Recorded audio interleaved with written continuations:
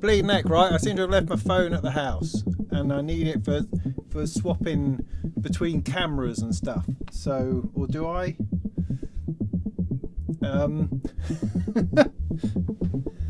Or maybe I'll get it in a minute. I don't. Yeah, well. Oh,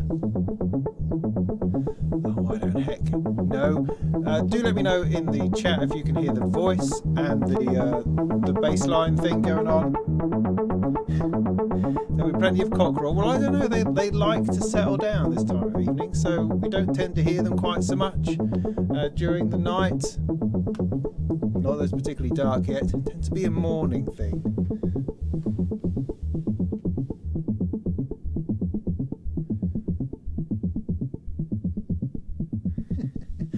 Thanks for coming along. It's good to see you all. Just let me know that you can hear me before we go too much further. Go get the phone. You'll be here. Yeah, I know. Audio is fine. Good. I'm sure I brought it with me. It's really just... Anyway, enjoy the Castor and Pollux for a minute. I won't be a sec.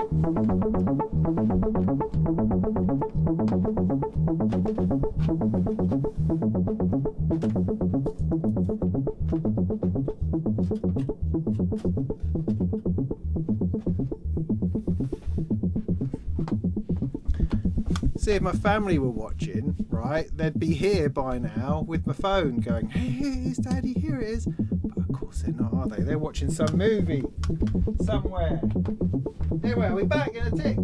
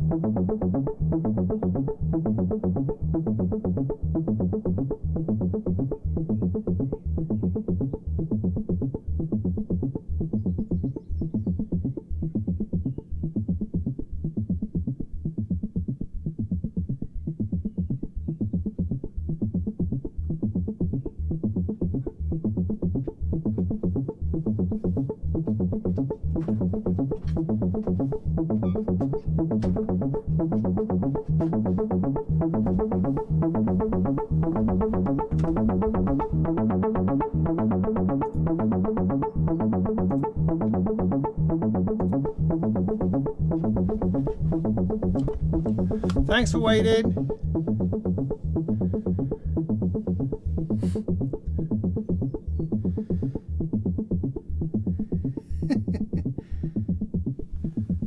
That's no good. Trying to get a picture of you lot, right? So here we go.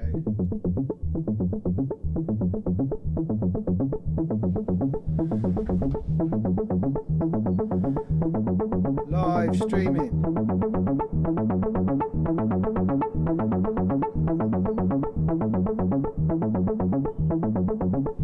Right, good, thanks, great. Let me check everything's working. Everything's in disarray as normal, as we've come to expect. I don't know what I'm doing, where I'm going, why I'm doing it. But by golly, it can be fun.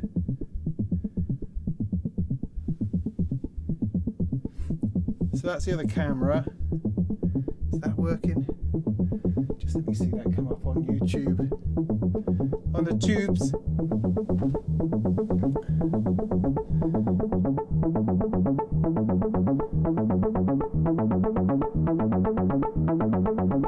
Oh yeah, that worked good, right, back to the normal one. I mean, that was it really. But I might be doing some camera jiggery pokery this evening, so I might need my phone. I might have to resort to that for comments and stuff. We'll see. Right, leave that there. Stop fussing.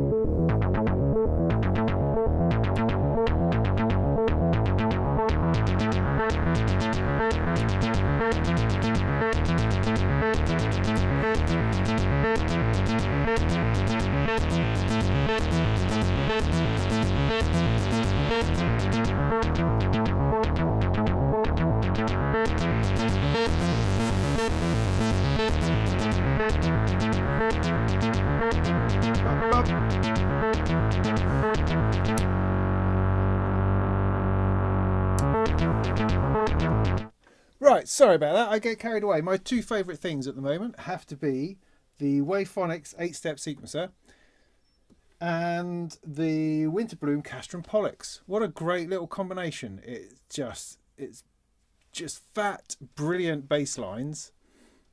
Just, you know, all day. All day long you can do that. This is just it's become my favourite sequencer. Black sequencer, puh. SQ64, yeah. M185, yeah. Wavefonics 8 steps. It's bliss. It's complete fun in a thing. Can't quite get over it. It's like when they sent it to me, they said, yo, can we send you our little sequencer? I said, sure, yeah, well, I can always do with another sequencer. I am planning at some point to do a video on every sequencer in the world, and so, you know, I need as many as I can have. And I thought, yeah, that'll be all right. I'll plug that in. It won't take me long to do a little review of an 8-step sequencer. For heaven's sake, I've done reviews of things like the black sequencer. Anyway, I only really tried it out, that live stream I did the other week, to try to make that piece of music. I don't know if any of you were at that or recall any of that, but that was really the first time I'd used it. And I just started fiddling with it. And it suddenly became clear to me why this is so awesome and why this sort of sequencer has stuck around in Modular for so long and has been so useful, because it's just phenomenal. I mean, it's simple. There's nothing going on particularly. It's not complicated. There's no menus. I've just got 8 knobs. I'm putting it through a quantizer, so that's, that makes my life a hell of a lot easier. So I put these 8 knobs through a quantizer. I've then got run, skip and reset on each switch. And so you can turn off, because I've got the gate going out, of course, to a filter, which is doing a thing. And so when you put it to skip, it doesn't fire that gate. The note still happens. So if you've got a long decay, you still hear the note change, but it doesn't fire the gate, so you don't get the filter effect on it.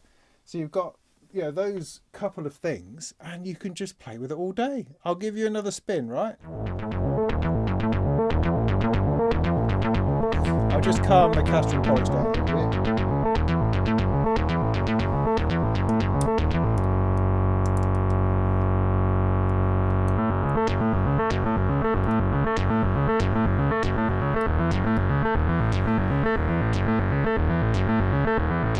So that's all of them skipping at the moment. I can stick a couple more of the filter ones in, yeah? But where's this going? It's going in here. Is it going into a VCA? No, it's not. That's why I haven't got any envelope over the VCA. Don't worry about that. It doesn't matter, because this doesn't care. So I've got a couple of the steps now hitting the filter. I can stick them all on.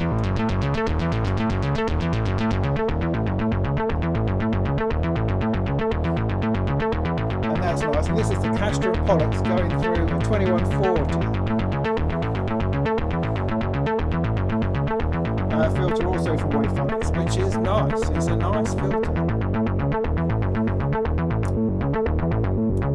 And you can just take out those bits. It's just such a lovely tonal change, That simple.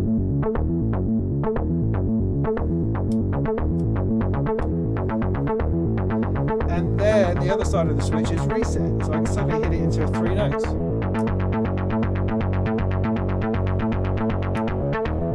How cool is that? Or 4 notes?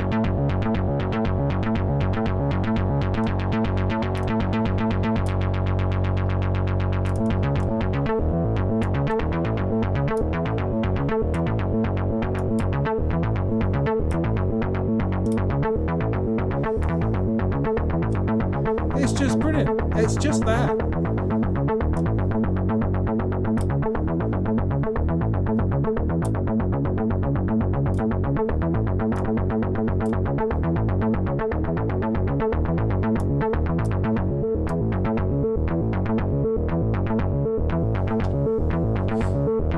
Anyway, I could play with that all day. Maybe I'll play with it a bit later. At the moment, I think I'm just going to open a beer because I feel very dry. And let's see who's in the house. Hello, everybody who's out there. If you've not been with us before, I'm sorry, we're already quarter of an hour in and I haven't really introduced myself or anything. Hello, I'm Robin Vincent. This is the Molten Music Technology and Molten Modular live stream. It's on usually on a Sunday night after the arrival of the Molten Monthly News Roundup special monthly thing, which is very exciting. Contains all the news from all the places that are important in the world of synthesizers, modular, software, music technology, that kind of stuff. And then we kick back on a Sunday evening and we chat about it. Usually I'm mildly abusive towards people and a bit sarcastic. I don't mean anything by it. I love all of you in the chat. And if you ask a question that I take slightly wrongly, it's only because it's fun, not because I mean anything bad by it. So don't feel bad. And if I don't answer your question, feel free to keep asking it until I do. And hopefully we'll talk about a few things. I did have a bit of a plan. You don't have to stick to it. There we go. Sorry, I've got to get my product placement in.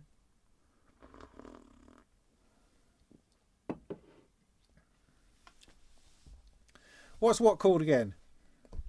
I haven't done anything yet. Oh, do you mean the Wavephonics 8-step sequencer? Is that what you're talking about? Or the Winter Bloom Castor and Pollux, which has a relevance because this is based on the Castron Pollux is sort of 2 oscillators within a single unit, based on some kind of Roland thing. I think, can't quite remember the details, but it's a bit Rolandy. It's two oscillators together, and you can run them independently, but they've got this nice detuning thing going on where you can sync them to each other and just get it to mess about and fall over and just slightly wangle about.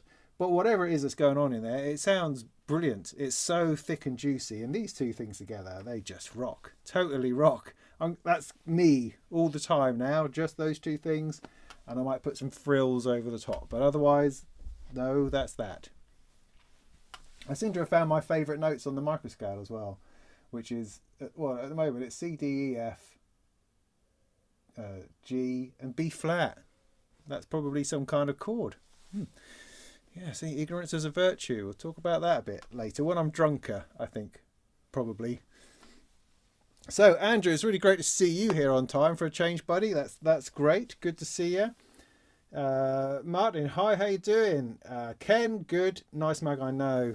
Look at that. It's quite nice. Quite nice. I've got some. I finally have got a couple more illustrations finished, which a friend of mine have done for me, which are just fantastic, and I will have those to show off very, very soon. I think I've just got a couple of tiny little tweaks, and then we're all good. So I do have some more t-shirt and mug possibilities coming along soon, because that's the only way we're going to make any money in this game. Selling the mugs, selling the mugs and the t-shirts, I think. Sonic Link, good to see you. Hi, Wago. Good. Tanuki D, good. Nice to be here. Skull Drazer, great. Seeing you again, mate. HR Terror, good. Lovely to see such lovely people back all the time. That's really great. Synthetic, yes, good to see you, mate. Rat Cath. Anyway, lots of people in there. That's super. Thank you very much for showing up. That's great. What would you like to talk about? Do let me know, and I'll think of something now. Hi, from AZ. Greetings from AZ. I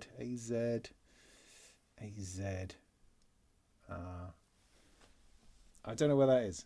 Azerbaijan? Is that AZ, or is it probably in a US state? So in a freak, tell us where you're from.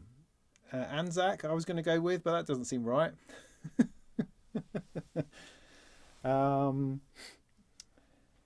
No pint glasses, no molten pint glasses, not yet. I mean, it's only through Teespring, so if I can find a store that does something more interesting than that, then yes. See, what I don't want to be doing, with the greatest respect to everybody in the world, is that I don't want to be packaging up my own mugs and sending them out.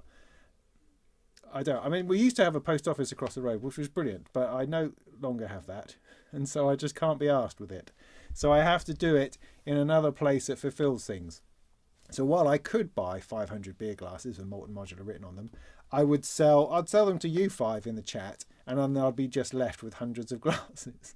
So I'm not going to do that. Arizona, yeah, no, that's possibly it. Yeah, good one. I was still preferring Azerbaijan, really, to be honest, but there we go.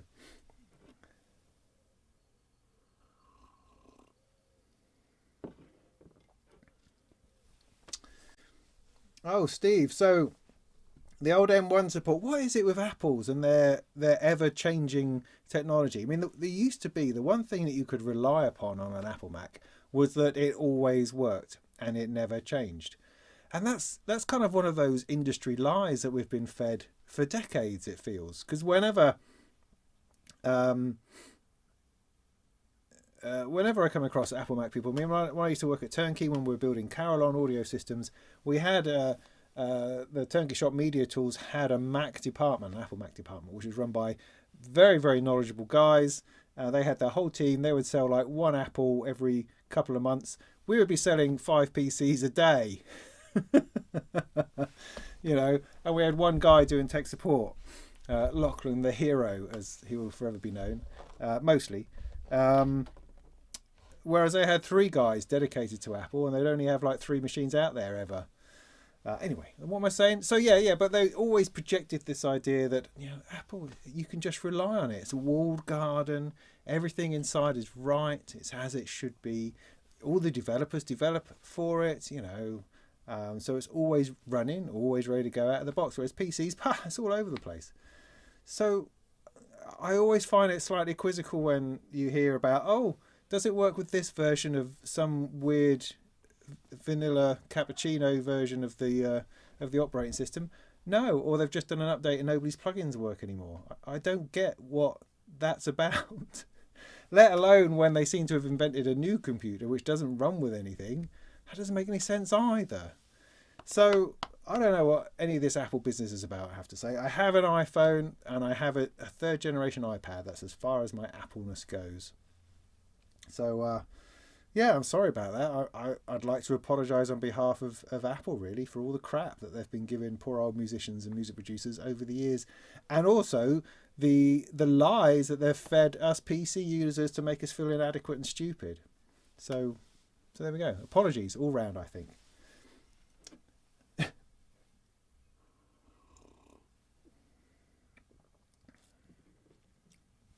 I'm not familiar with a Distinct X granulator. Now, I do have a Distinct Mark IV. There may well be a granulator thing in there. I have no clue. Ken will know.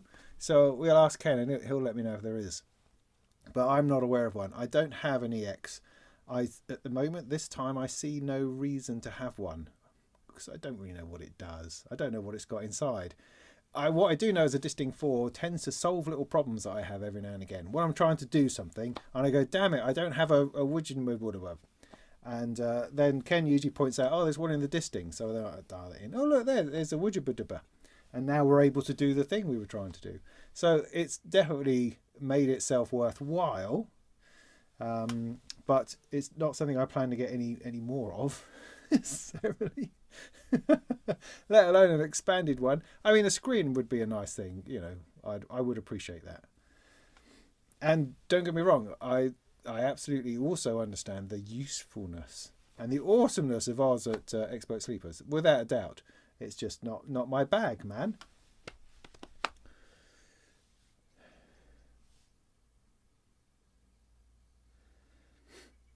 Fernando, I'm sorry, mate. I mean, maybe it's time to get another job. I mean, maybe that's the way forward.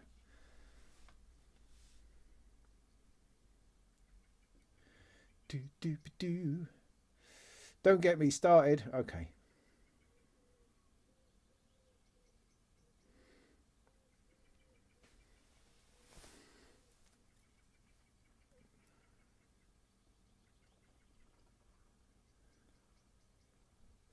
Okay, well, Dylan asked a question. Okay, so we're getting to it already. Any recommendations for building an ambient, generative ambient, double ambient, I think, in there, modular system? Recently I'm getting into Modular. Just got the nifty case bundle, having so much fun. Great, so much fun. Well, for ambient stuff, what I would recommend is, first and foremost, a delay of some kind. If you've got the nifty case with the cells and the what's it, effects is going to be your starting point, I think. So you stick a delay in there, everything will sound better. Stick a reverb in there, everything will sound, again, better. So that's a good place to start. After that, you need some sweeter tones because not the cells, the other one, pardon me, is a crackly nightmare. Not going to get anything chilled out of that, I don't think. So, you know, find yourself something sweet and tangy. Maybe get yourself, I mean, of course, the one that everybody tends to get is the Platts from Mutable Instruments, because it has a range of sounds in there. It's relatively small. It's going to fit into a small case and give you a lot of potential. So get one of those. Get a nice delay of some kind, like the Chrono Blog, or just something simple like the Pico DSP from Erica Synths. I got one of those up there. Simple, straightforward. Start with that, I think. But immediately if you've got the nifty bundle, I would go for an effect and another sound source. That would be a good start. Then you're happy as Larry with those two messing about. Then you've got to think about modulations. You've got to think about filter. Yeah, so it starts to snowball. From there. But that's a good place to start. Don't need anything too flash. Filter wise, recommend trying to think of something small. You see, for the case, because the case fills up really quick. yeah, don't know.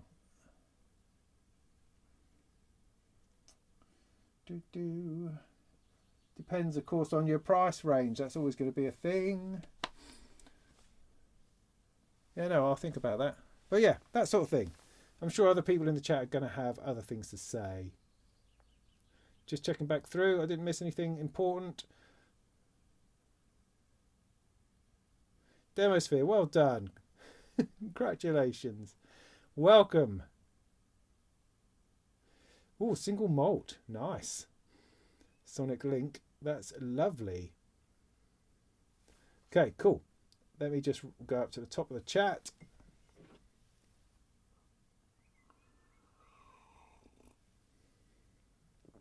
The Ikari filter, that's a stereo filter, isn't it? I think it would be good for ambient. The problem is if you start getting into stereo signals, you're going to use up your case really, really fast. Because you start going to have, unless your filter is kind of like your last thing before you plug it into an output module of some kind, just be a bit careful, stereo filters, because it ends up demanding a lot of your case, I think, in terms of space, because you're going to have to start doubling up on things. So just be wary. I think there perhaps are simpler options. Gordon, hello! Yeah, you just jam it back in there, mate. Just jam it back in there. Grab hold of all the stuff, and that sort of motion, I think, is what you want. Yeah, or with a wooden spoon. Wooden spoon. That's the way. That's the way forward, I would say.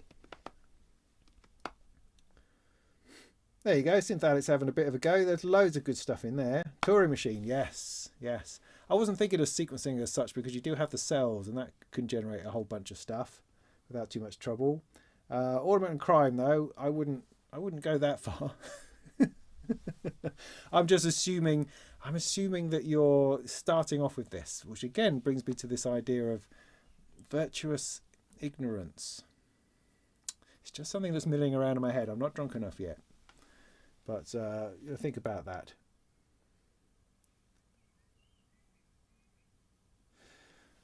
You're welcome. So, what was the plan for this evening? The plan is we just talk about crap and stuff, and that's all right. What do I have for you? I do have a few things I thought that we might look at. I'm not quite sure how good or how well I can't even talk. How well that will go. I brought my camera over here to see maybe I can get in close on something. I don't know, or maybe we just want to kick back and chat to each other, and that's also fine. But things I can do, I still have the Pharaoh fish interface over here, down there. Can you see that? Yeah, just about a little bit. So we could do some DC coupling, but it might be a bit faffy. I'm not entirely sure what it is what I can show you with that necessarily. Because I think I kind of did it in the video. I'm not sure there's any more I need to do. I could try to compare a couple of different DC coupled audio interfaces, but I think that's just going to get too difficult to do within this live stream space. I've been thinking about it during the day, and I'm not sure whether I can really pull that off. But if someone's desperate to look at something, then we can do that. I've just installed Bitwig 4, so I do have that on my screen here, which you of course can't see, but that's what I'm going to use the other camera for. It's brilliant, genius around here. I mean, I know some other live streams would probably like do some kind of weird mystical screen capturing, but no, not here. Physical cameras looking at screens is the sort of thing that I do, and so we can have a bit of a fudge through that, and I can stumble my way through Bitwig. That'd be exciting for everyone. But maybe there's something in the new expressions or operators part of it that might be interesting. And perhaps we could combine that with some, it's getting complicated, DC coupling. No, because that means notes, and doing the whole notes thing on DC coupling is quite tricky. And I needed to have practiced that.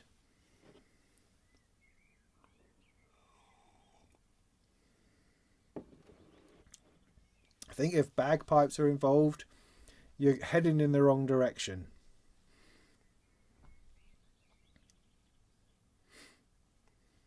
The other thing is, you are, of course, welcome to chat amongst yourselves in the chat, but I will just assume that you're talking to me and will take over at any point and answer any question, usually 3 minutes behind the chat, which is where I like to hang out. So quantizer, I can recommend the microscale from IntelliGel.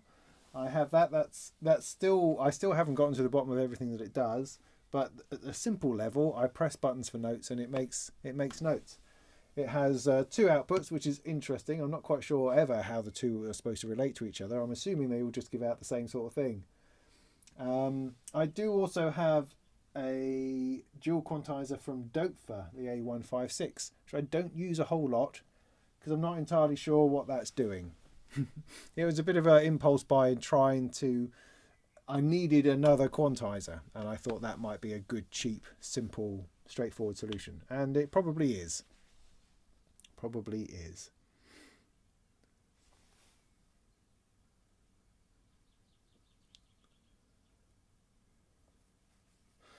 Warden Buffett says, I have found that I seem to get more use out of it in a small case rather than a full setup for some reason. That's nice. I don't know what he's talking about, but that's awesome.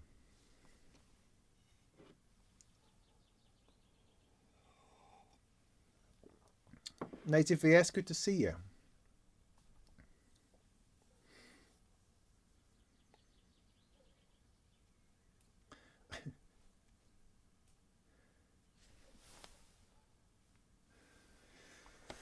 Good. So what did everybody think about the Jupiter 8 then? This will give me something to talk about just for a couple of minutes. Black Corporation, if you haven't seen this, have released a picture, at the very least, of their Jupiter 8 clone, which is fascinating. Steve, power, remind me about that. We'll talk about that in a little bit. But first of all, the Jupiter thing, yes. It's called... I can't remember what it's called, but something to do with 9 Inch Nails or something. It doesn't really matter. I asked Bob at Black Corporation whether the name meant anything, and he says it doesn't think so. Something about ninjas could be, but it's not related to Jupiter or 8. But what they've done is that they've, like they did with the Dakar Stream, like they did with the Kamiji, and the other thing that they did, it's this sort of size desktop synthesizer. It's all orange banding around the labels, and the layout is exactly the layout of the Jupiter 8, but in like 2 layers worth. Yeah, looks a bit more like the JP, by which I mean the boutique Jupiter 8. But interesting, because they'll do a bloody good job of it, but it will be at a price, and that's got to get you thinking, hasn't it? I think, because we've been promised an awful lot. Oh yeah, I do, Jordan. Thank you. Yes, I do have the Tenderfoot quad quantizer. I absolutely do, and it's brilliant. And I have not used it as much as I thought I would, and I need to get that back in there. Yes, I have. Thank you for that. That was the thing that actually sorted out everything I was trying to do. You see, sometimes it's ridiculous that you have modules that you forget about, and they're wondrous and awesome. I can't remember what it was exactly. What was it? Because I was looking at that ADAC one for ages, because a lot of people use that, and that seemed to be the most popular one, but it was absolute fortune. Whereas the Tenderfoot one was a reasonably priced, and it's a quad quantizer, and it's got all sorts of jiggery pokery going on. So yeah, that's a good one. That's a good one. I need to bring that back out from the sin bin. Is it over there? Don't know where it is. Oh no, it's in the... Oh, it's here. I had to take some of my system apart in order to make room for doing videos on reviews of non-modular stuff, and that's very sad, which means that a third of my modular is on the floor, which means it gets neglected, and I wonder why on earth I have it. But then I get reminded that it has something awesome in it that I've just sort of momentarily forgotten about. So yeah, that's definitely a good one. So anyway, yeah, Jupiter 8 I was talking about. So yes, so the reason why this is interesting is because Black Corporation are going to do a fabulous job. It's going to sound fantastic, but it will cost $3,500 or something of that nature. And you know that bubbling away at the back of Behringer, they have plans on some kind of Jupiter 8. But it's also slightly... I mean, Behringer are a weird kettle of fish, because they could be absolutely storming the polysynth market, you know, and they just kind of haven't. And it makes you wonder. I mean, maybe it's the pandemic, maybe it's the chips being in short supply. That kind of thing is holding them up or getting in the way of their production. But they've promised us, like the Oberheim, the CS80, the Jupiter 8, all of these things are supposed to be coming along, and they've even shown us that they can churn out polysynths just like that because of their new software modeling development software. Who knows? But none of them have actually come. And they haven't yet really nailed an awesome synth. The Poly D, pretty awesome. Mono Poly, yeah, pretty awesome. But paraphonic, little synths really getting there. But they haven't really pulled it out of the bag yet. And we've been talking about it, and they've been talking about it for many, many years. I mean, where the hell is the RD9? Where is it? What has happened to that? So... I was slightly wondering about what on earth is going on with Behringer and what they're going to do next. Do we care? Well, yeah, I mean, of course we care, because it's gear, isn't it? It's synthesizers. So we're always going to care about that. So, don't know. Well, of course, I mean, they've done the ARP, haven't they? That's probably the pinnacle so far. Maybe. Don't know. Just haven't. I don't know. Just kind of been expecting them to knock it out of the park a bit more than they have done. They seem to have become, I don't know, waterlogged, backlogged, or something, weighed down by their own expectations, something along those lines. But it's going to be a tenth of the price. It will be 600 quid or something compared to Black Corporation one will be a couple of grand. And that puts us in that, I wonder which one's right kind of situation again, a bit like the Korg Behringer thing. It's just interesting. That's why I'm talking about it as much as anything. I mean, as you know, I'm a big fan of Black Corporation because they're lovely to me. I always respond well to nice people. So I will certainly be on their team when it comes to it. Did I order the Interceptor? Oh, man. No, not yet. I don't know. Tricky. At the moment, funny enough, I'm working with my accountant at the moment in order to try to sort out some pay issues that I've got myself into trouble because I don't actually understand how to do accountancy, and yet I do all my own accounts mostly, and I've got myself in a bit of a knot. So I've got an accountant that I know who does my sort of end of year bits and pieces, sorting me out, and I'm hoping at the end of this sorting out there will actually be some cash with which I can reward myself a dividend, and that may trigger the opportunity to pick up the Interceptor, which would be awesome because I've been without a bike now for about 5 years, and that's driving me nuts. 5 years, is that long? Can't be that long. A few years anyway, 3 years maybe.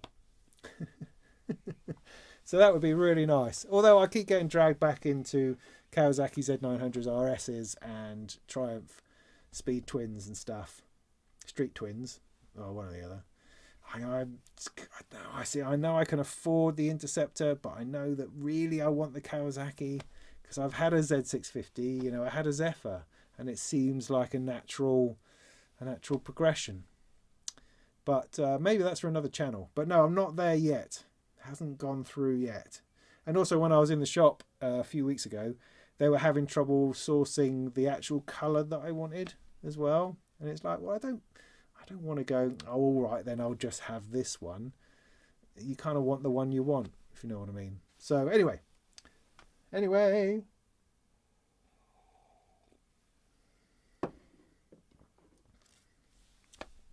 Yeah, as Andrew says, there's nothing wrong with the Behringer stuff.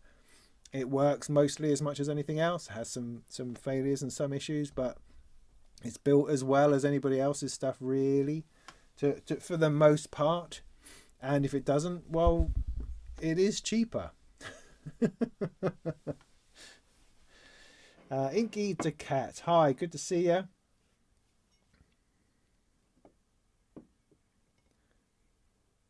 Yeah, maybe.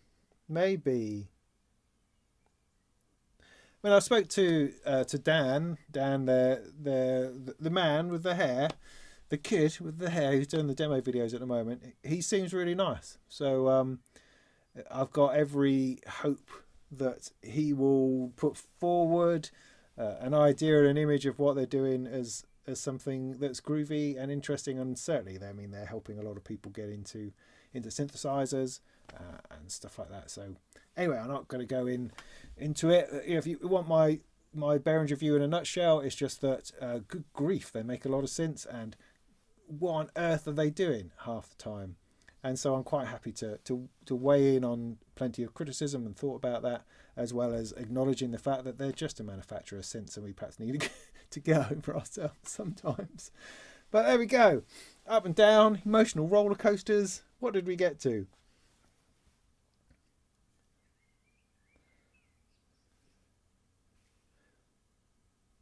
Did I see the Sweetwater tour of the Merg factory? No, I didn't see that. That sounds interesting. Still liking the black sequencer? Yes, I am. I've not used it for a little bit, but I'm sort of working around my head of how am I going to do things. So, somebody mentioned the power packs earlier, and just to fill you in a bit on that, my plan, I kind of in my head it's for June, but I think I might run out of time already. But for the summer, certainly.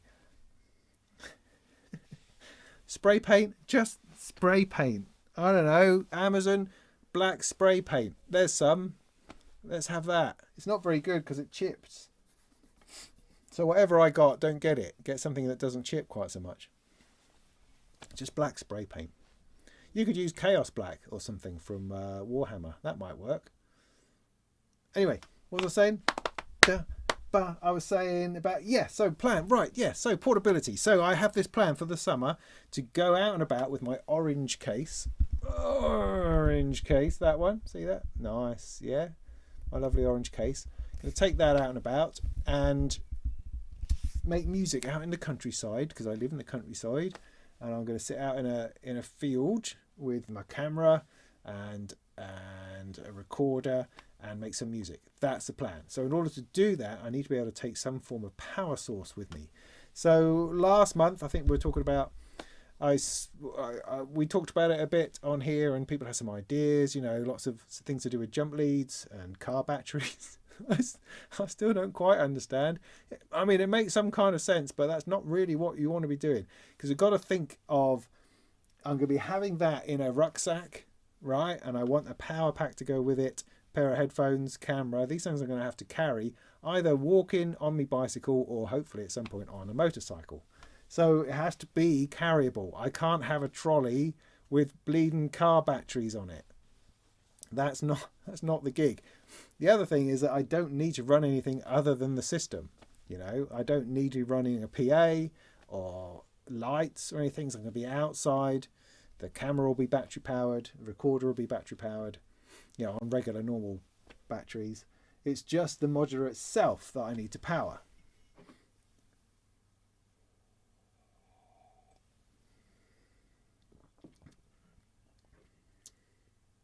Yeah, no, Sonic Link. Sorry, just an aside. I'll come back to this in a second. Sonic Link. Yes, mine are arriving next week as well. I bought two because I thought that I'd like to do some detuning. And because there's two filters also, I thought, maybe two oscillators would be great. So mine are turning up next week. I haven't looked at them in any depth. I haven't looked at the Voltage Modular 2500 or the software G2500 to get my head around it, because I just like to throw myself at it when it happens. But all the rest of my 2500 modules are kind of sitting in a heap over there. So when they arrive, it will feel like I've got a workable thing. So I'm going to put it into some kind of box and start working on it by itself. Maybe with a sequencer I'll add to that, because I don't know where the 2500 sequencer is going to come from, if it's going to come at all. So I'm going to start a bit of work on that at some point. I'm not in any rush for it, but hopefully we'll be able to work out what any of it means soon. Anyway, back to the portableness. So I'm looking for a battery powered solution, and I've made lots of inquiries and talked to a few people, and it's I keep coming back to this ignorance as a virtue thing, but what I mean is that there's lots of good advice out there from people who know what they're talking about, but there's also not so good advice from people who know what they're talking about, but haven't done it.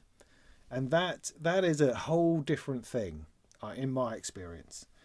There's people who know their stuff, but there's also this group of people who have done it. And they don't actually, the people who have done it don't need to know the stuff necessarily. But the people who know the stuff need really to have done it in order to be able to give helpful advice, ultimately. Isn't that interesting? I find that interesting. So anyway, so I've got lots of really helpful advice from people who haven't done it, but are giving me the ideas and the science behind how I should power a case. When actually I don't need to know the science, I just need to know which plug to get. I need to know which power pack to get. And understanding the science of that power pack, or the science of how electricity moves through a modular thing, is really none of my concern. And I'll tell you why. Because it's got a bleeding plug on it, right?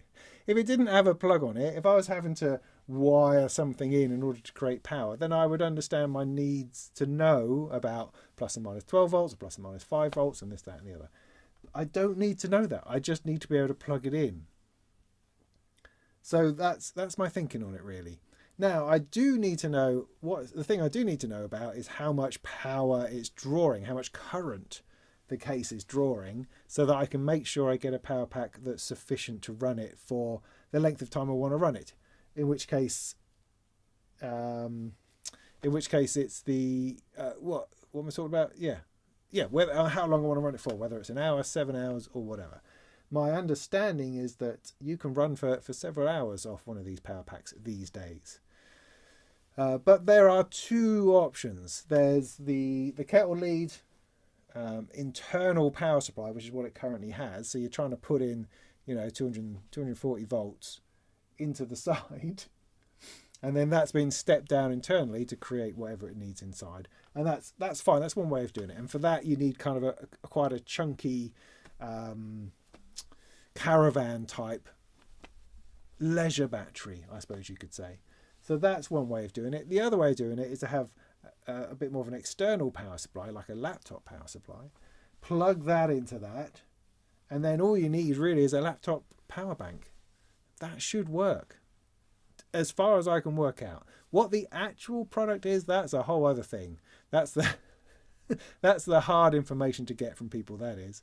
But I'm going to give it a go. I'm just going to sort of jump in. I've got a vague idea, no more than a vague idea, of the sort of thing that I need. I need to recheck my sums on the how much current all the modules are pulling and how much I need, and how to use that information to choose the right power pack, because lots of them talk about wattage hours and other ones talk about amp hours, and it's like, well, why do they have to be different? Why can't it just be the same?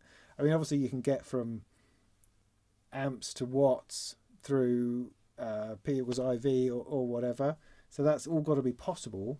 So yeah, I've just got to take a stab a little bit in the dark in order to find the right sort of bit, and then give it a go and then tell you all about it, or send it back when it doesn't work and rethink. That's the kind of plan, really. So for the summer, I hope to be doing lots and lots of outside recordings of playing music. So all of this came about because the guy said about having a smaller thing, I think. And what is interesting to me about all that is restricting myself to just the smaller case, to just that. So I'm trying to work out what needs to go in that case. As I'm playing with things, as I'm reviewing stuff, as I'm making music, I'm just always thinking about what goes into this case, so that I can take this one away and just play it. It doesn't have to be masses of music, multi-layered textured stuff. It could just be a single line, like this fella here. It could just be this.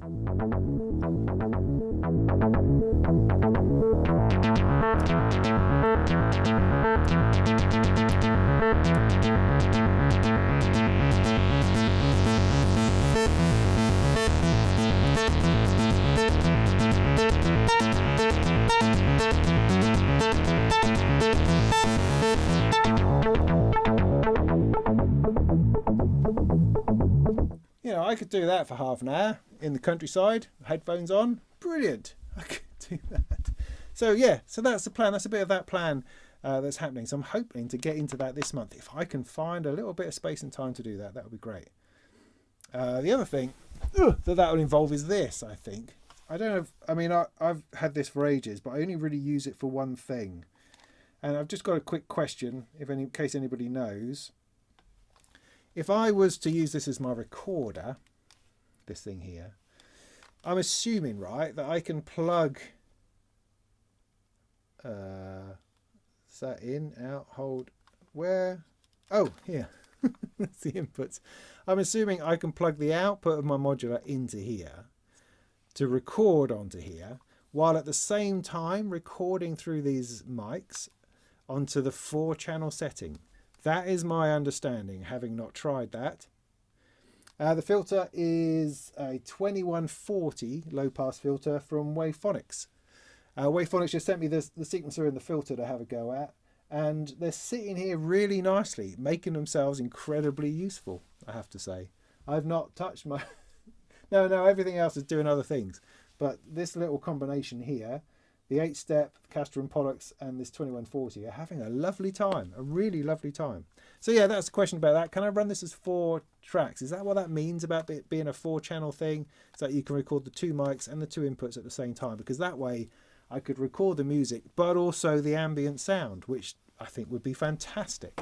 I mean, you know, sod the roosters and cockerels next door. I could get some squirrels and, you know, wildebeest and stuff like that onto the recording.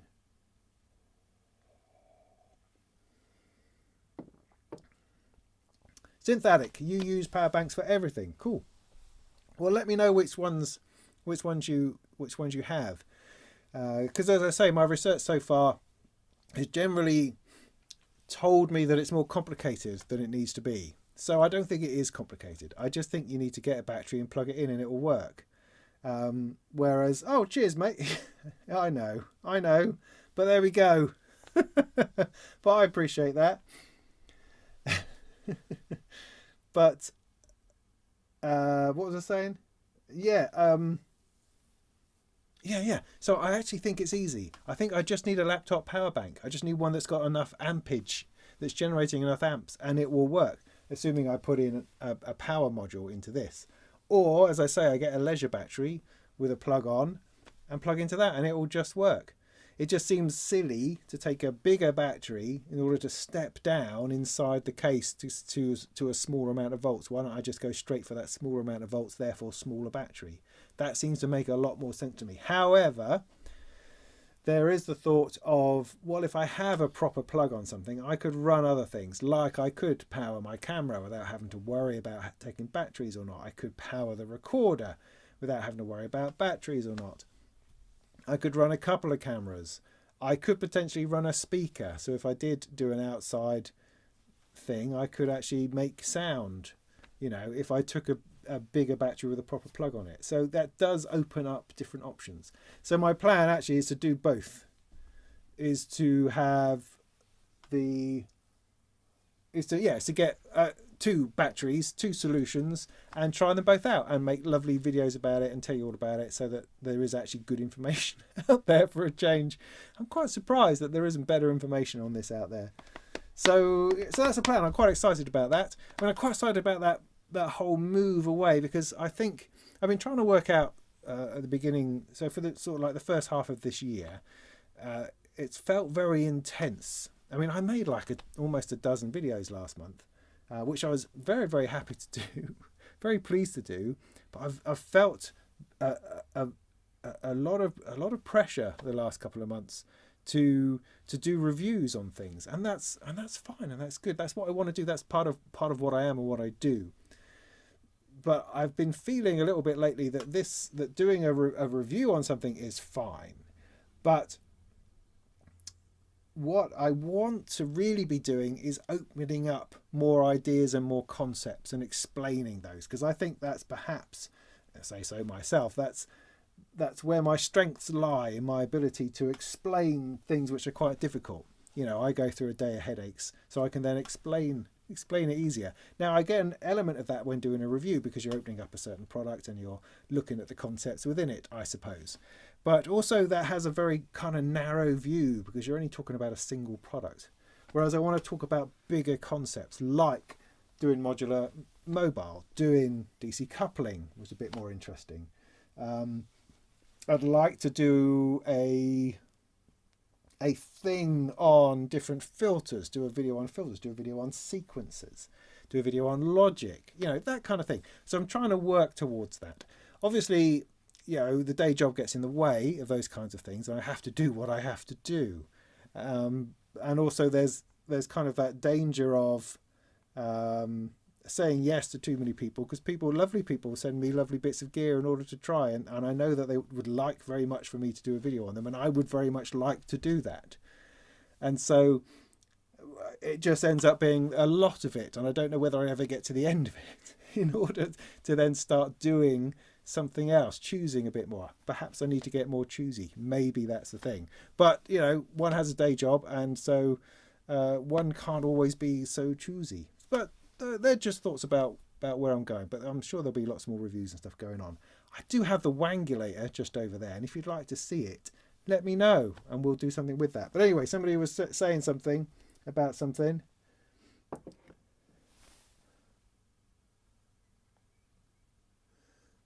Good to see you, Paul. Thanks for dropping by. Oh, you haven't missed anything. This lot have just been talking nonsense mostly. I feel like I missed something really important. I'm just scraping back up again.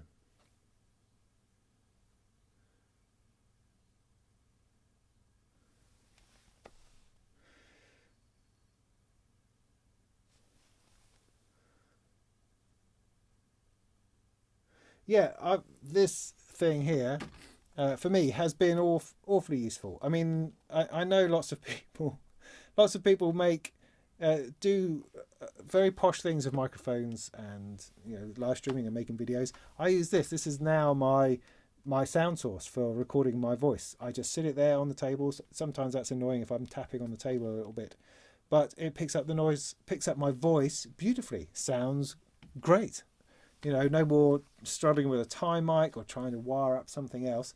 Simple, easy. It's recording to itself, so I'm not having to rely on recording into the camera or some such. You know, it's good, solid. It really works for me.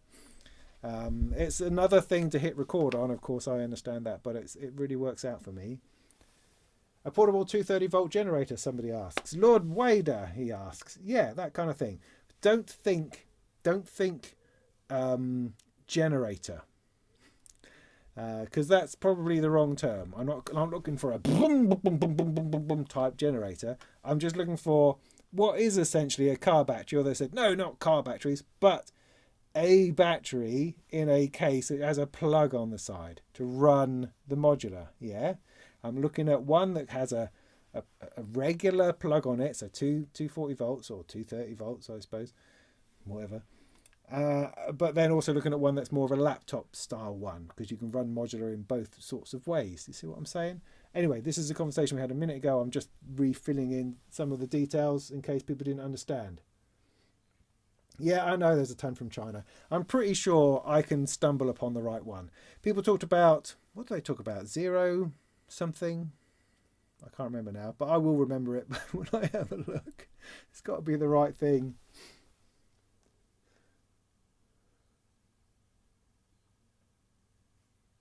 Yeah, car leisure batteries, but there are leisure batteries which are relatively small. That's the thing. Trying to find something to compare it to, but yeah, absolutely, a laptop one would be a better deal. But as I'm suggesting, there may be advantages in having the slightly larger one. I don't know. I'm gonna have a look. It's difficult to know. It's one of those Amazon things. It's really hard to know how big something is until it's actually in your hands. The other thing, I don't know if you saw on Kickstarter that My Volts was doing a new something called Revolt. Let me get it in my head what it is. It's oh no, it's batteries that go in things, so which can then be powered by USB. So if I had a laptop type power bank, I could put the Revolt batteries in here and power that from the same thing. So I'm not having to rely on the batteries in that. That would be good. I mean, if one of these things will charge things for sort of 8 to 10 hours, then if I've got a load of stuff drawing a lot of current, I reckon I could get an hour out of it without any problem. That's the assumption that I'm making. And that's plenty. You know, I only want half an hour. I'm not going to be sitting there for half a day doing this stuff.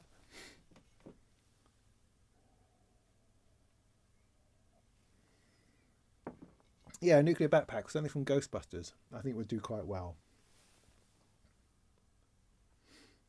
Yeah, heavy and expensive, but we'll see. I mean, what's expensive?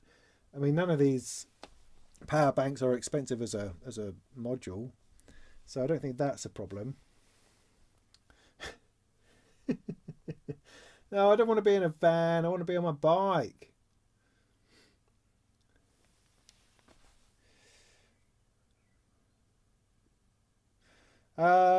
Okay, there's just a second. Yeah, no, that looks about right. Yeah, I think we'll talk about the same sort of thing. Thanks, Andrew. What is my day job, Wandering Turtle? I'm a writer. I'm a music technology journalist, you could say. I write for Sound on Sound magazine. I have, in fact, at the moment, I'm writing 3 reviews for Sound on Sound magazine this month.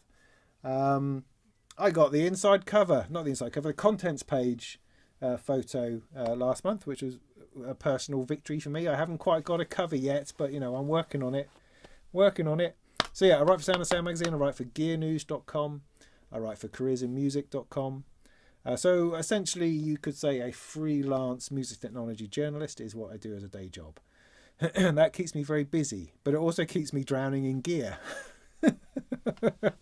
Which is a double-edged sword, as I'm finding. I mean, you know, I have this in for review. This is probably the most exciting thing you've ever seen. It's a MIDI controller. You know, but as I say, it's a job. You've got to do it. I mean, it's a thing. How interesting is it? I don't know, but I will give it a fair shake. And I think probably because I mean, MIDI controllers, they tend to end up all kind of looking the same and being the same and having the same functionality. So how on earth do you review such a thing? Well, honestly, I think my approach is going to be looking at the Akai software that's in here that does all of the mapping and the bits and pieces, because that has to be the thing that's going for it, that you buy it for. It's the auto mapping, so that's going to be the interesting part to that. So yeah, day job, I've got to crack that open and work out interesting things to say about it. Stuff like that. So yeah, that's the day job.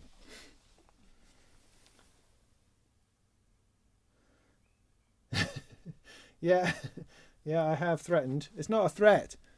It's a promise. Steve says, as a actual keyboard player, all right, did you use, are you talking about me or you? Did you use a pitch bend mod controller? Is there a performance enhancing module or attachable device?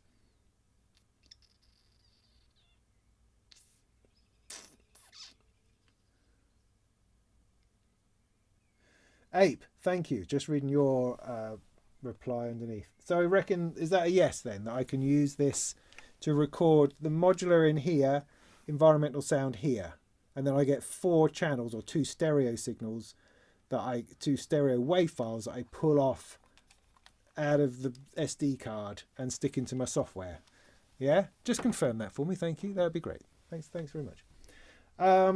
So pitch bend mod controller. Well, I mean, I tend to use, if I'm going to do keyboardy stuff, I've got the Arturia keystep over here, which has a touch strip for pitch and modulation.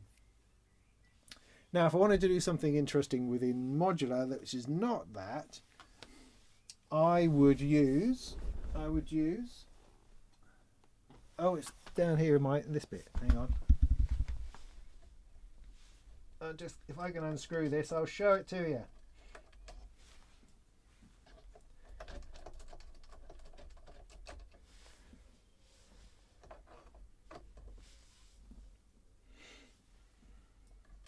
Stand by.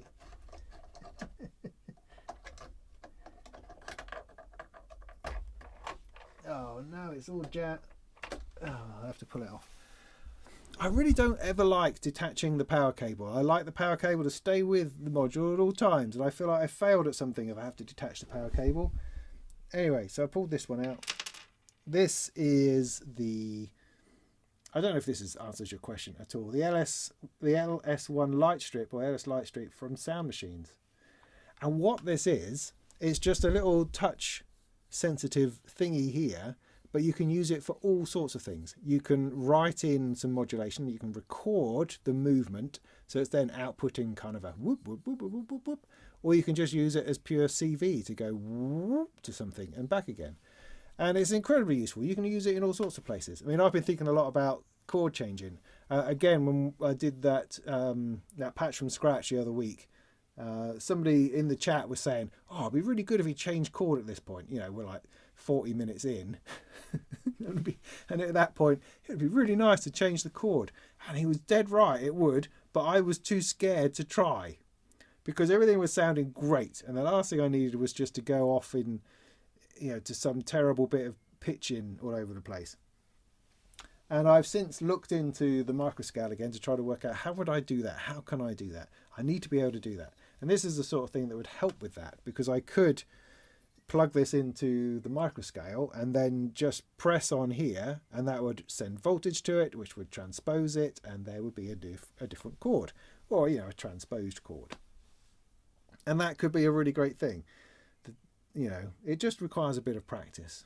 I mean, I don't know if you've seen Milo Melody's huge hour-long video. Huge for him, not for me. That's a regular video for me, an hour. But for him, huge video on his techno system, which was amazing. Just a great video, really, really useful.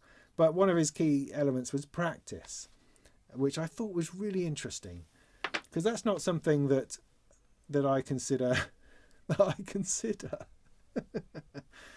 Now, don't get me wrong, practicing, of course, is awesome, and people do that, and that gets them better at things, and it's good to be better at things. The difficulty I have with practice is that this is always changing, because I've got things in this one that I'm reviewing, and this is changing, so I'm swapping things out. So the idea of actually having a fixed system which you then learn how to use properly, that's not really where my thinking lies.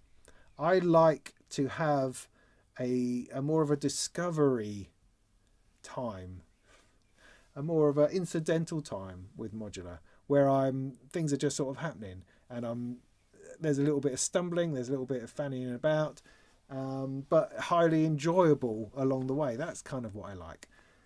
So although I understand the idea of knowing every module completely brilliantly, I don't think that's something I'm going to be able to do right now. And so I'm not going to stress about that. I'm not going to worry about that.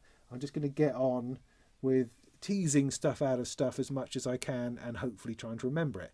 The downside of all of this is that I don't hold that information very well. So like, for instance, the black sequencer, I can't exactly remember how to use it exactly. And so I need to go back and spend a bit more time with it just to refresh myself on how I do more than just random things.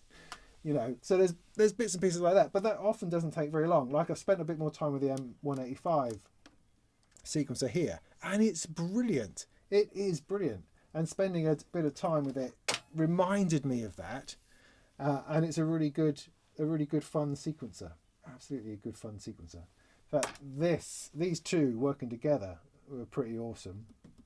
But then, you know, you can't doubt the Omsonic. But then, you know, if I sit down with a black sequencer, I could probably write a proper tune. So I need to do that as well. So much stuff to learn. I'm the wrong man for the job, I think. I'm too all over the place. So what was the question? Oh yeah, so a performance enhancing module. Yes, so that would be a performance enhancing module. A joystick also. Joystick's interesting. I've had the black joystick a little while. I've not done anything awesome with it yet. I'm starting to get the hang of it, because in many ways it doesn't do anything you can't already do. What it does do is it ties a couple of things together to give you a bit more control. But it sort of swings and roundabouts, because there's something awesome about reaching out and grabbing a filter cutoff and tweaking it. You know, there's everything about that action, the reach, the connection, the tactileness, the touch, the way things change as you turn it. It's that module. You understand what's going on, see the signal flow. There's a lot within that within that action, I believe. If you transfer that to a joystick, you're going to get a lot more control and nuance, but you don't have that reach and turn satisfaction somehow. That's been bypassed. I'm now doing things here twice as efficiently and nicely, but something is lost as well as something is gained, and I'm still wondering about that. I'm wondering how best to use it, what to plug it into. It has some other great features as well, like it has LFOs built in and randomization and stuff like that. So it's a useful one all by itself. I'm still trying to find my way into the point at which a joystick just takes over and becomes awesome, as I know that it will. I've just got to find the right application. But the other thing that would be a performance control would be the Wangulator. Hang on. What time is it? Oh, right. Okay, we're doing okay. You're not going to believe how big this thing is, right? This is just the control module.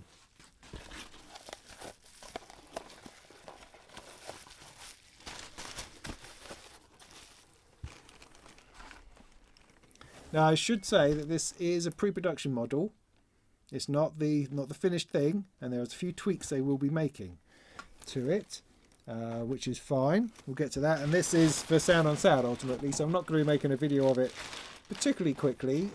You know, for the way that I work, if any, I don't know if anybody cares, but my own personal ethos tends to be that if Sound on Sound have sent me something for review for their magazine, then it's really for the magazine, and I shouldn't really be making my own videos about it. That's my feeling on it. Although, if I can do something to accompany the article, then that seems fair enough. Like to do a sound demo or to do a demo of something rather than a full-on review. Does that make sense?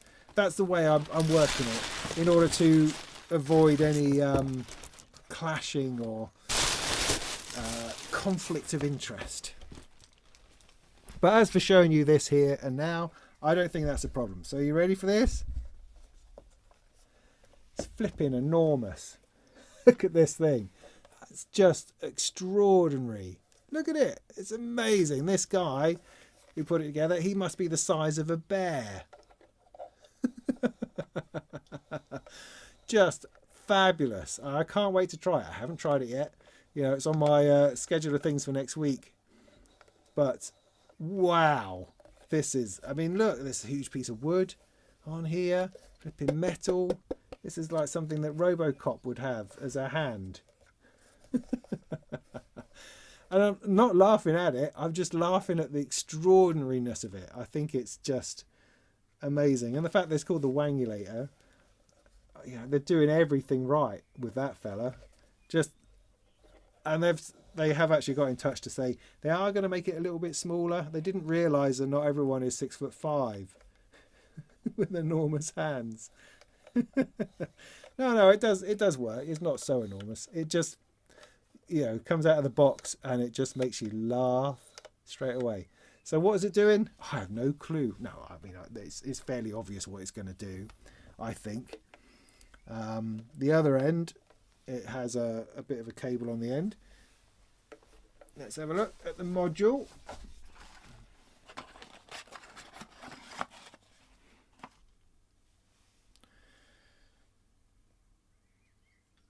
Ooh. So this is the module here. Okay, you get, what do you get? Let's have a look. So you've got voltage switch. So there's 5 sliders, isn't there? 1, 2, 3, 4, 5. You can set them all to either plus minus 5, plus 10 or plus 5. So it seems. CV out on 1, 2, 3, 4, 5. You've got a couple of trigger outs because there's a couple of buttons on it. That I think is more or less it. Why is there... Oh, you've got this switch here seems to be for log, linear and exponential response, I think. So that's it.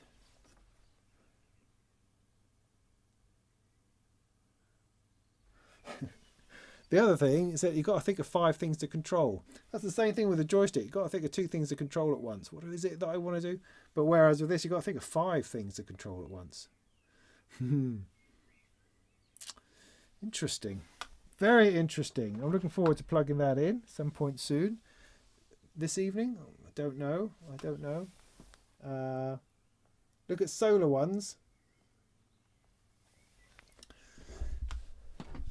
Inky says, look at solar ones and back to the power again.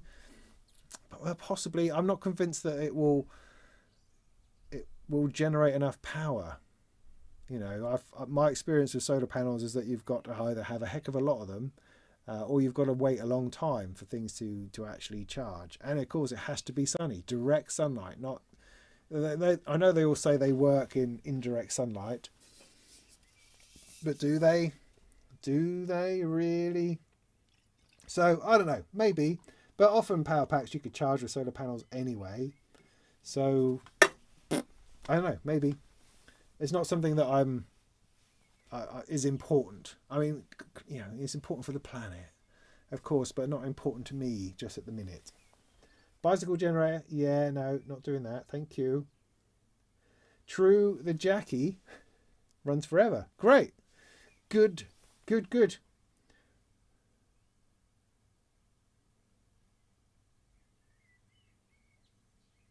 Yeah, good. See, it can be done. RAV power 30,000. Yeah, and we might have had this conversation before. It seems familiar to me what you're saying. So good. Yeah, I mean, I honestly reckon that I can just stab around in Amazon and pick up a couple of ones, and they're probably going to work, which is great. The other question I've got with my case is that I want to be able to have the choice of running either you know, a 12-volt power, you know, like a Row Power 40, for instance, or the side plug. And I want to be able to do it all without having to mess about. So I want to put a power module in there which will run the bus boards without any problem at all. The guy who made the case at Case from Lake, he says, yeah, that should work, but he's never tried it. But it should work. I should just be able to plug it into the existing bus boards and it should be fine. It should be fine, provided that I don't supply 2 forms of power at the same time, which seems quite sensible to me, and I don't see why I would. Anyway, bye-bye. Red Devil, all these wires. Yeah, all these wires. Oh, there goes an early.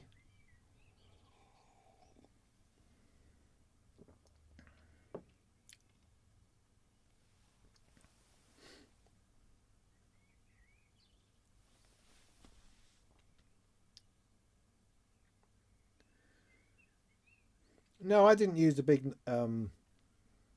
dope for knob thing. I haven't had my hands on one of those. I haven't.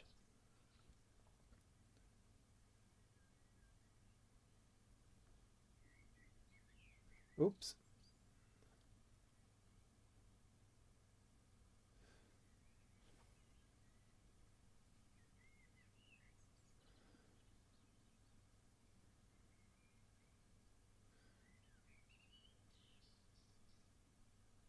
Yeah, no, I'm not. I mean, I am worried about cords. Black Knight Satellite, thank you for the comment.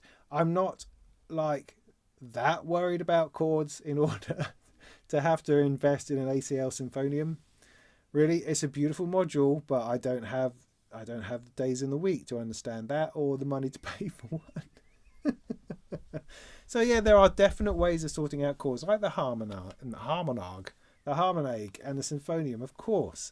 But I'm trying to do this in a little bit more of a simpler way. So I just want to stick some voltage into a quantize in order to transpose it. I'm not looking at trying to do something that flash. And also, I'm not looking for chords. Do you know what I mean? I'm looking for a bass line and another line and something else going on. I'm not really looking for chords. That's more of a polysynth thing in my view. So yeah, see where I'm coming from. I just want to have an arpeggiator style. It's like, for instance, I could take, I don't know, what's not doing anything at the moment? That's not doing anything. Where's that going to? It's going So I could take the output of the joystick, plug that into the shift input. See, it's gone already at the microscale.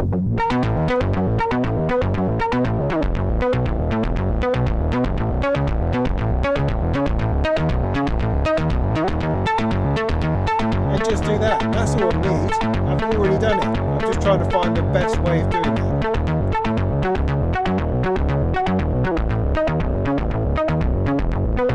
Because the chances of me getting that right every time on a joystick is hard.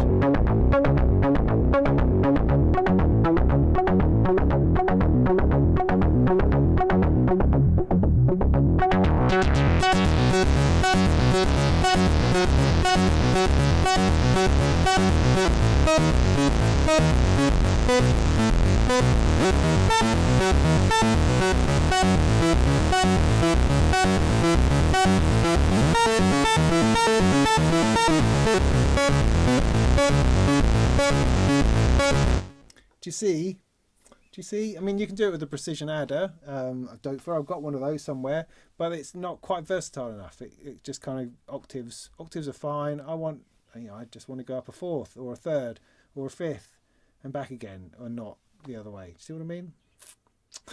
Am I making any sense? No, probably not. Oh, what, the beat tweak? Yeah, that crazy knob thing. Yeah, beat tweak. Nice. Yeah, what a strange thing. I mean, I probably described it poorly as a motorized fader or a motorized knob, and it's far more than that. It's not just the fact that you do a couple of turns, it records it, and then it turns all by itself. That's lovely. I mean, great. That's super. That's kind of nice, I suppose. But it's not that. It's the fact that it resists what you're doing and also sort of bumps and pulses and uses gravity and momentum and all those sorts of things within it as well. It's far more clever than just something which turns around by itself. So yeah, interesting. I no idea exactly how I would use it. You know, I don't tend to record modulation that much. I think about it a lot. I think it's a great idea. Like with this, don't use it anywhere near enough, because I tend to be happy with LFOs generally.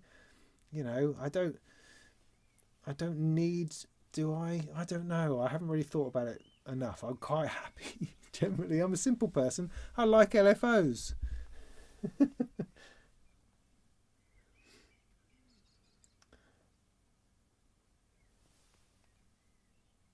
The Nerd Seek and Performer are the sequencers of choice for me right now. Yeah, well, you're on your own with that one, mate. I remember trackers the first time around, and they weren't fun then. But they are for some people. I completely find that. Yes, they are extremely fun for some people. It's just not my bag, man. Not my bag. Is it pressure sensitive? Oh, no, I don't think so. No, I don't think it is. It's just positional sensitive. I mean, it's pressure sensitive like the Microfreak is pressure sensitive. You know, the Microfreak is pressure sensitive only because as you push hard, your finger gets fatter and so it's touching more stuff. Not because there's actually any kind of pressure involved. It's just, you know, you're over more of it with your finger.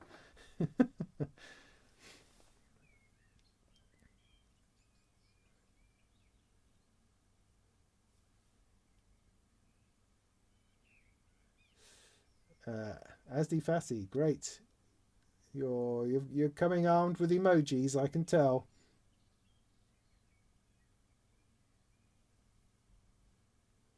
Yeah, I do have, if that's directed at me, I do have the orange case, the contents of that on Modular Grid now, which you could probably find if you knew how to do that sort of thing. I will make that more available so people can have a look if you like. Otherwise, it's horribly out of date, my Modular Grid. But that particular bit is fairly up to date. Oh yeah, I've had another idea for a series of videos as well. Again, once I can squeeze the time around the reviews one. This is sort of like a reverse review, because I'm finding that there are some modules that I don't get on with.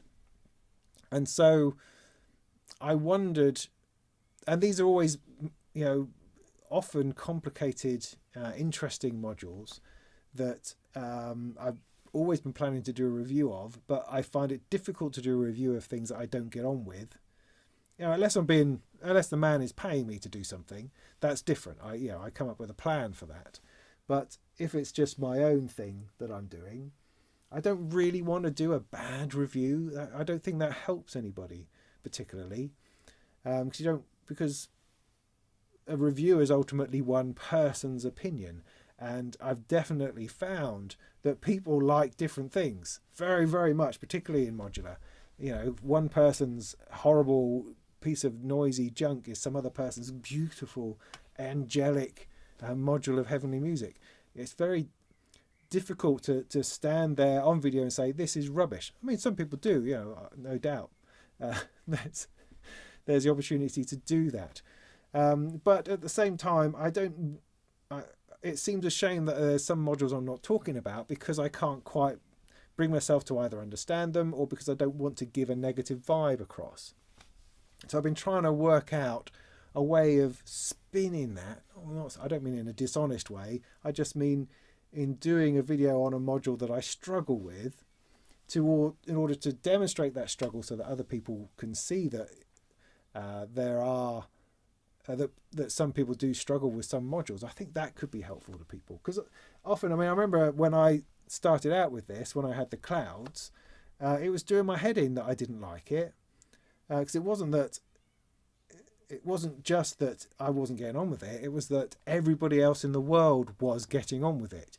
Everybody else in the world was telling me that that's an awesome module and you should absolutely love it. It's right up your street. You should absolutely have a fantastic time with that. And I'm going, I don't like it.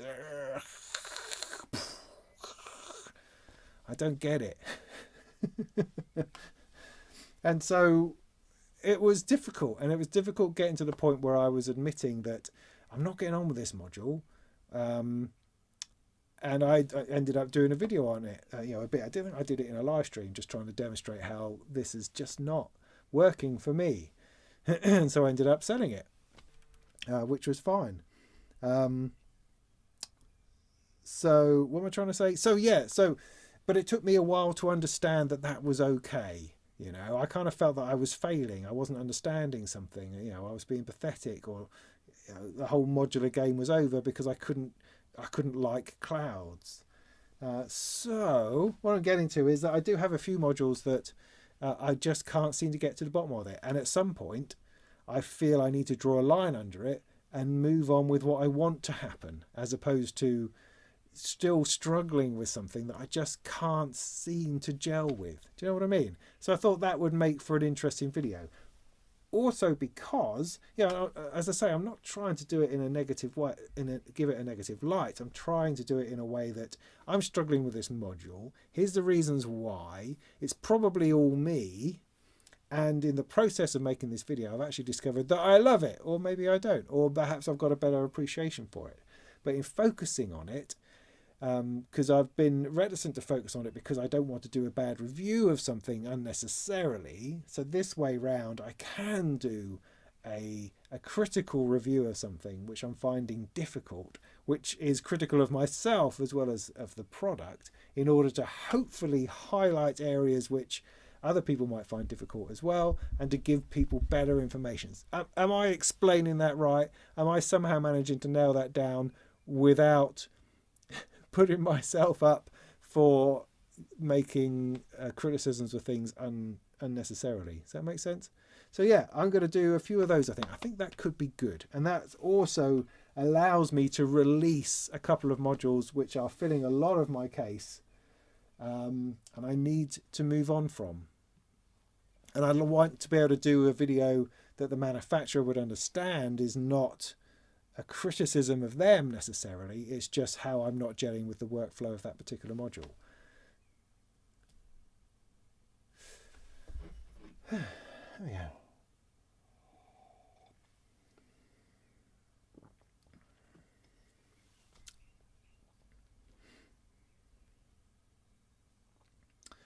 No, Paul, the Launchpad is absolutely an Ableton only device.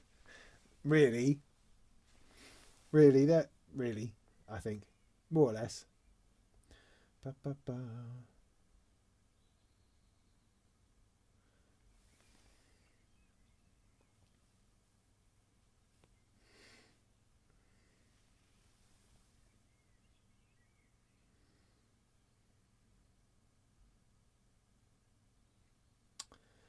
A theremin, yeah. I mean, I've got the wave, the Genki Instruments thing. That advert that's around all the time. People waving, ring, waving. I've got one of those. It's actually really good, but it makes your arms ache.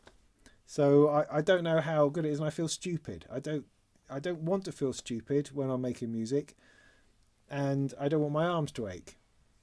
So those two things make it difficult, and that's actually will probably make it onto my list of modules that I struggle with. Although it has a Bluetooth element that I really want to spend a bit of time with, because it potentially allows you to Bluetooth something like the Rolly keyboard into your modular, which is bloody interesting. So I don't know, but again, it's a module that I need to spend time with that I haven't had the opportunity to yet, because I know it will require a lot of time of me. It's all a balance, isn't it? It's all a balance.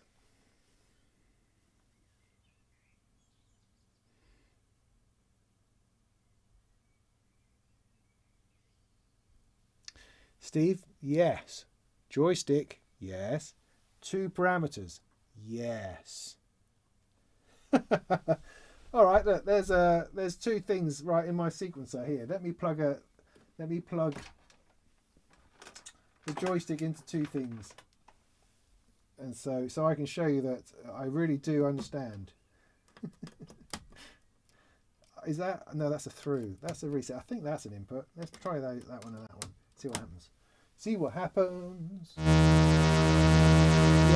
that's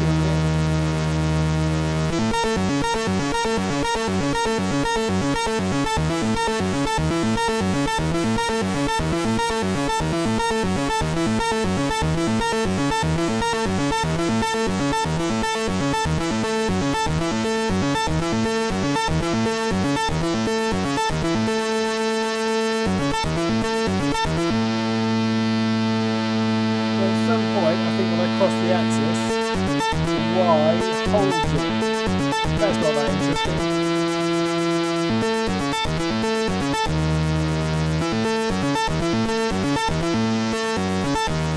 And then on the x-axis, I've got a preset.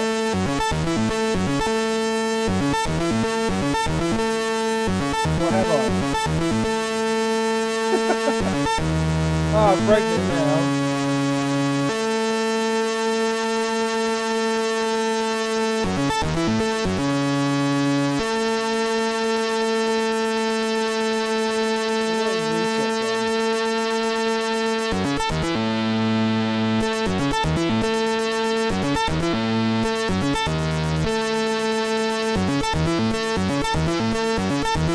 So obviously I don't understand all the tools.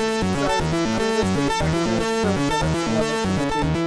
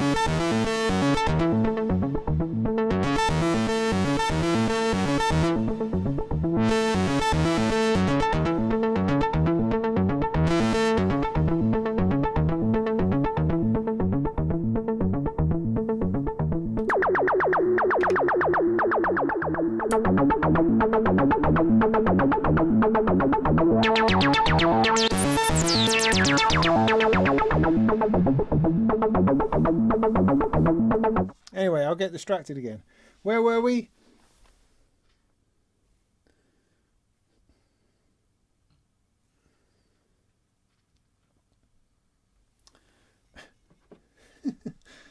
Andrew apologising for going to bed.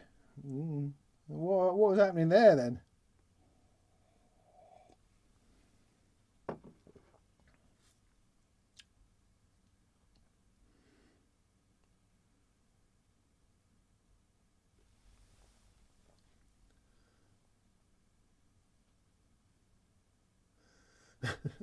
See, what's interesting now is that I've got to the comments now when people are mentioning the Wangulator. Now, that was ages ago, so I need to catch up. I'm probably just going to have to do a bit of a leap to get to where the current conversation is, so I know what you're talking about.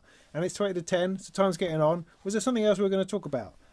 If there's something else we'd like to talk about, do let me know in the comments, like now would be good, and I'll get to it, because I'm just going to skip on down because I'm a long way behind, as always. But I'm just fascinated by what you say. I think that's always really interesting. So, anyway, Ian, good to see you. Mr. Tyndale, good to see you. You're never going to get anywhere with Logic Pro, mate. Never going to get anywhere with that. What's from Forbidden Planet? Oh, right, yeah, the Wangulator. Yeah, I mean, theoretically, I could plug it in and try it out. I mean, what do you think? I can get at least one thing working. That might be fun. I'll just get to the bottom of the chat first, and then we'll see. Polygogo, interesting. Yeah.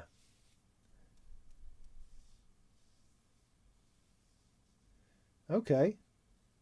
I'm working on a Bafako Lich, I think it's called. I'll be soldering it hopefully next week. I hope to, and that's the OWL DSP technology inside that. They have now a Polygogo style, I think, oscillator, which is interesting. So I'm looking forward to trying that out. Solar panels, are we back with that again?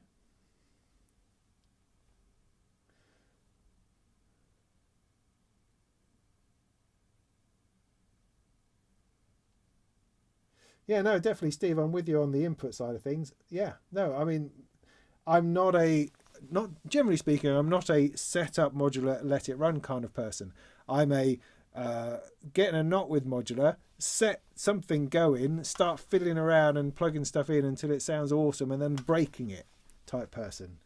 That's what I tend to do. And to building performance controls is great, but that tends to mean that you have a plan and you know what you're doing as well. And I don't always have that.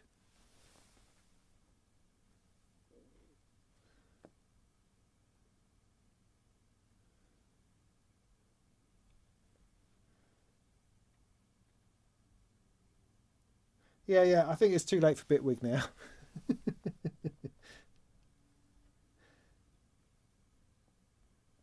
Did I just get to the bottom?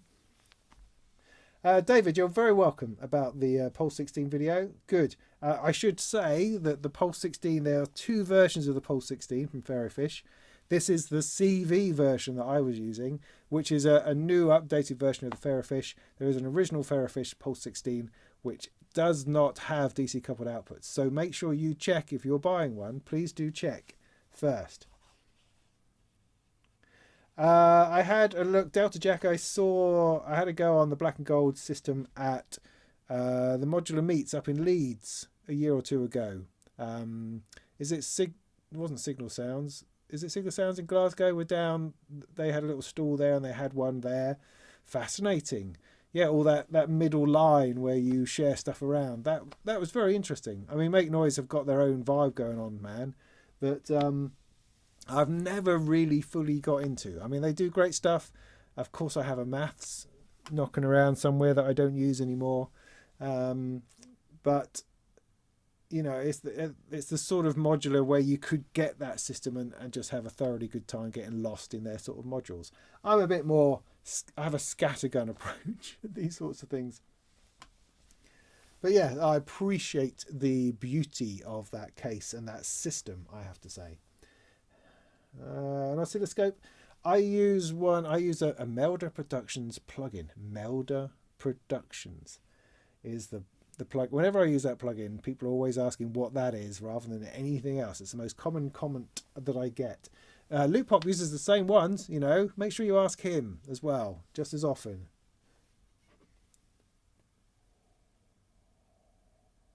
Yeah, I'm at that point where I might have to open the second beer. I never do that though, so don't worry. Yeah, right. The Mordax data. It's one of those modules again, which I've felt an internal pressure that I'm supposed to have. I just don't like it. I don't like what it looks like. I appreciate the display and how useful that is, and how absolutely awesome it is in every DivKit video, because it displays the waveform properly. I just don't like how it looks. I don't want to have it in the modular. You know, it's also too wide. It's too big. So other than it being useful for videos and makes me look a bit more pro, I don't like it. And ultimately, modular is about liking stuff. You know, you have the stuff that you like. That's the whole thing about it, is that you are designing your own synthesizer, your own instrument. So only have the stuff in there that you want. Don't have stuff you feel you need to have or should have or been pushed to have. So, yeah, I don't have a Mordex data. I do have an O'Toole here from Davy Jones or something. Can't remember. The O'Toole oscilloscope and audio tools. It's very, very useful. Not as useful as the Mordax. I absolutely thoroughly appreciate that. But it has done me all right over the years. It's done me all right. It's useful. The other one to consider, I think, is the what's his face, vmpe.de. Doesn't Vladimir do one? The guy who makes the Euclidean circles, doesn't he do a scope? That would be useful. Similar sort of size to the O'Toole as well, I think.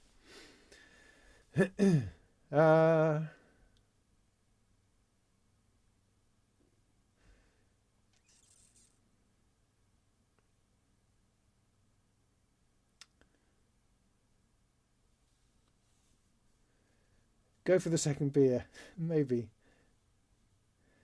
The beers today, I just love the cans. I'm a sucker for a good can. I am not a beer connoisseur by any stretch. I used to try to be. I was very into my bitters and my ales at one stage in my life. When I was a bit more of a folky, I definitely got into all of that rigmarole. But these days, I just like something which is quite refreshing. You know, some sort of piss poor IPA is what I tend to go for. And at the moment, I'm well into these because they just look fantastic. They're just awesome. So sell me your craft beers in a good can and I will have them. That's just simple and easy. Does beer help me to create? Yeah, totally.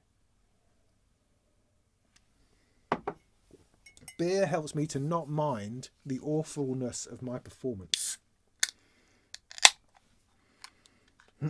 If I was stone cold sober the whole time I do these things, I would be far more aware of my inadequacies. All right, so while I'm having this second beer, let's talk about, and then we'll get onto the wangy thing in a minute. Beer controlled wangy into magnetic, please. Yes, okay, so we'll finish off with a Wangulator in a second. Before I do that, I wanted to speak a bit about something that's been weighing on me, is the virtue of ignorance, right? I don't know if that's a saying or something. It's just what popped into my head. But this is a personal thing. This is about me and how I move in the world, how I forge my space in the world. Do I collect the cans? No, I don't. I'm not that crass. I'm not a college student stacking up cans in the corner of my bedroom. No, I enjoy the artwork for what it is, for the purpose of the drink, and then recycle it. Anyway, I was getting really deep there for a second. What was I saying? Yeah, so what it is, right, is that I'm a believer that anyone should be able to do stuff. And I believe part of my mission is to help people to do stuff. I hate gatekeepers. I hate barriers to entry. They drive me nuts, and I encounter them all the time in all sorts of places in life, but particularly in music technology. There's a lot of gatekeeping going on. And what I will probably fail to do in what I'm talking about is explain this properly, because I'm bound to get it wrong. I'm bound to not quite get it across how I mean to. So I will try to stick in as much as I can about what I'm trying to talk about. And is it important? Oh, who knows? I'm just sharing, man. That's what I do after 2 beers. Well, 1 beer and a sniff. So my vibe, where I come from, is that I'm trying to help people into stuff. I'm trying to help people who don't know what they're doing into modular. I'm trying to help people who have never played a synth before understand a little bit about synthesis. I'm trying to help people who've never soldered something before.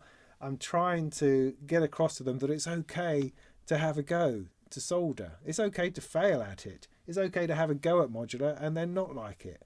You know, that I'm very much about giving everyone the opportunity to do it without having to have some kind of engineering degree, some kind of previous experience, some kind of talent even, because those things ultimately don't matter. Not if you want to do something and try something and enjoy the journey of doing so. I mean, I believe that so many people don't try things because people tell them they're not qualified to do so. People tell them that they don't have the talent or the interest or the aptitude, and that's just nonsense. There's no measurement by which someone can or cannot use modular synthesizers. You know, there's no qualification for patching stuff together to make sounds that you like the sound of.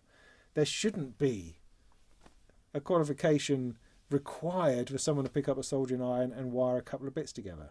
You know, some health and safety concerns, of course. You know, elements of common sense. No one's ever throwing common sense out the window.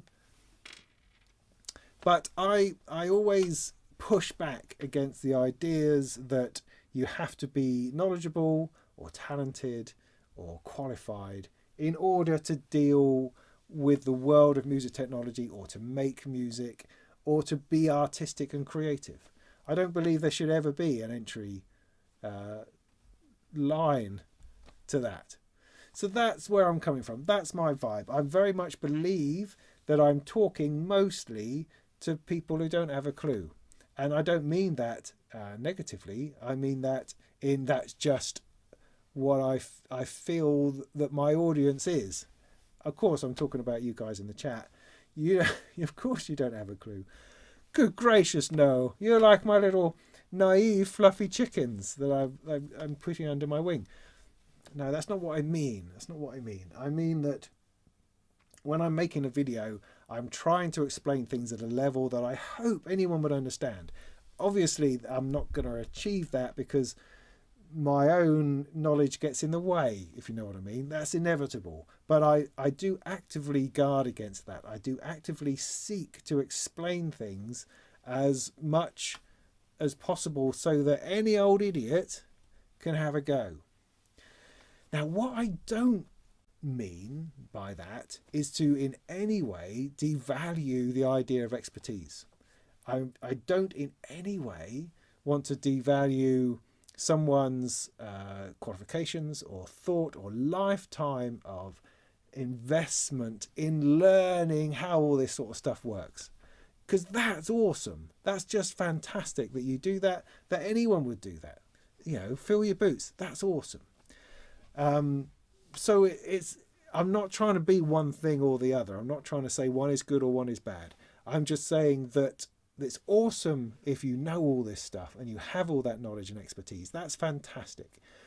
But I will push back against that if you start to say that that's what's required to enter this space, to enter this environment and start having fun.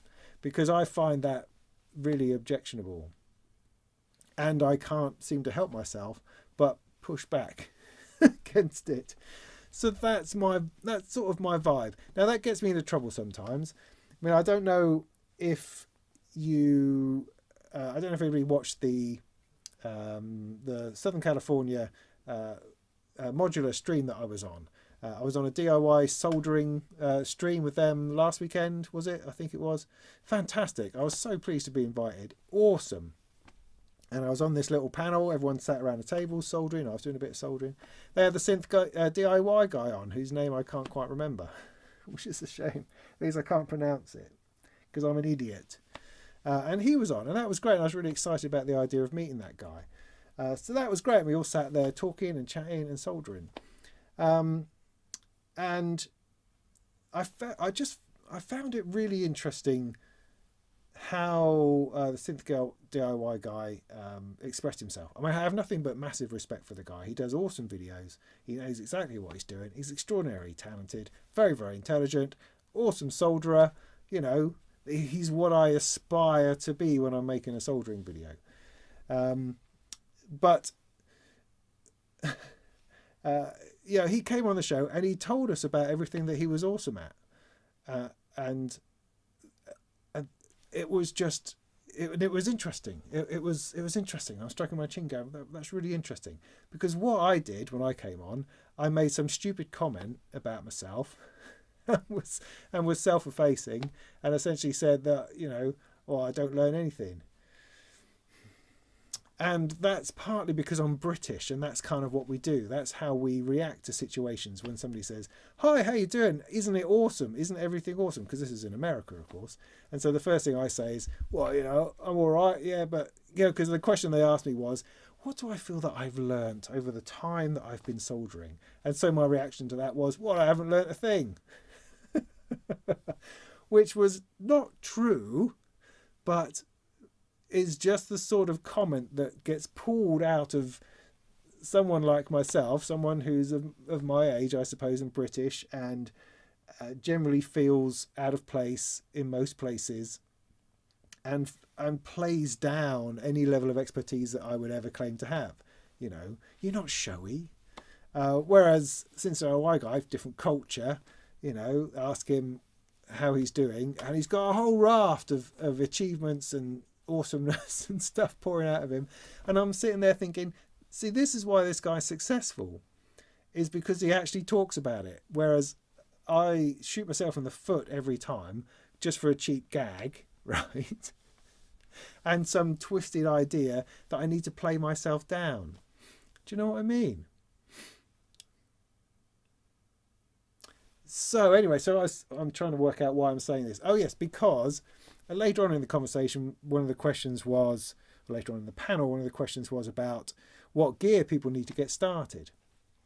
And your man was talking about, you know, you need a soldering iron and a mat and a clamp and a multimeter and this, that and the other. And my gatekeeping kind of triggers started going off, and I'm like going, no, you don't. This is expertise talking. And that, as I say, there's nothing wrong with expertise. Expertise is awesome. He was giving good advice, great advice. But I hear a lot of this advice all the time. And when I started soldering, certainly, my comments were full of well-meaning, intelligent, you know, awesome, bright people telling me exactly everything that I needed to have, but all of it just being, you know, huge choices, huge bits of gear, massive changes I'd have to make to my shed, whether it was for extraction systems and massive soldering irons and all this equipment for holding things and ovens for baking things. It's like, gee, flipping whiz. Someone just wants to make a module from a kit, you know. They just need a soldering iron. That's it. That's all they need. And so I found myself sort of pushing back in the conversation, saying, no, you don't need all that stuff. You just need a $10 Amazon soldering iron, and it will probably come with some solder and a little sponge. And you're off. You can build a module with that. You know, you don't have to have a multimeter for testing. What is it? Testing. I can't remember the word. See, I don't know anything. Oh, it doesn't matter. Continuity. That's the right word. Well, of course you do, but of course you don't, because you don't know what continuity is when you're soldering your first module. You're just putting stuff. You're just following the instructions and putting it together. And that should be okay. You shouldn't need to have to spend $200, $300 on getting a multimeter and a fat soldering iron and this, that and the other in order just to give something like that a go. You should be able to do it for next to nothing, just to see, you know. I think that should be all right. So I felt a little bit after that I was trying to dumb things down, that I was trying to make out that that the expertise wasn't important, that learning your tools wasn't important, learning how to do something. When they also talked about your first module that you make should probably be a mult. And I didn't actually interject at that point because I was kind of feeling a little bit, I think I might have said something wrong. But my first module to build was a flipping Turing machine. I got up here, this thing here, fantastic module that is. It's like, don't start with a mult. Start with something which is going to be fantastic, because you want the building of modules of soldering to be a fantastic experience. Building a little mult, yeah, that's all right, but it'll take you 10 minutes or something, and you've then got a thing that's not particularly exciting. Build something exciting, go all in on it. That's what you want to do. Anyway, what was I saying? So yeah, anyway, so I don't want to leave that with the impression that I did not appreciate the Synth DIY guy's level of expertise, because I certainly do, and it's absolutely awesome.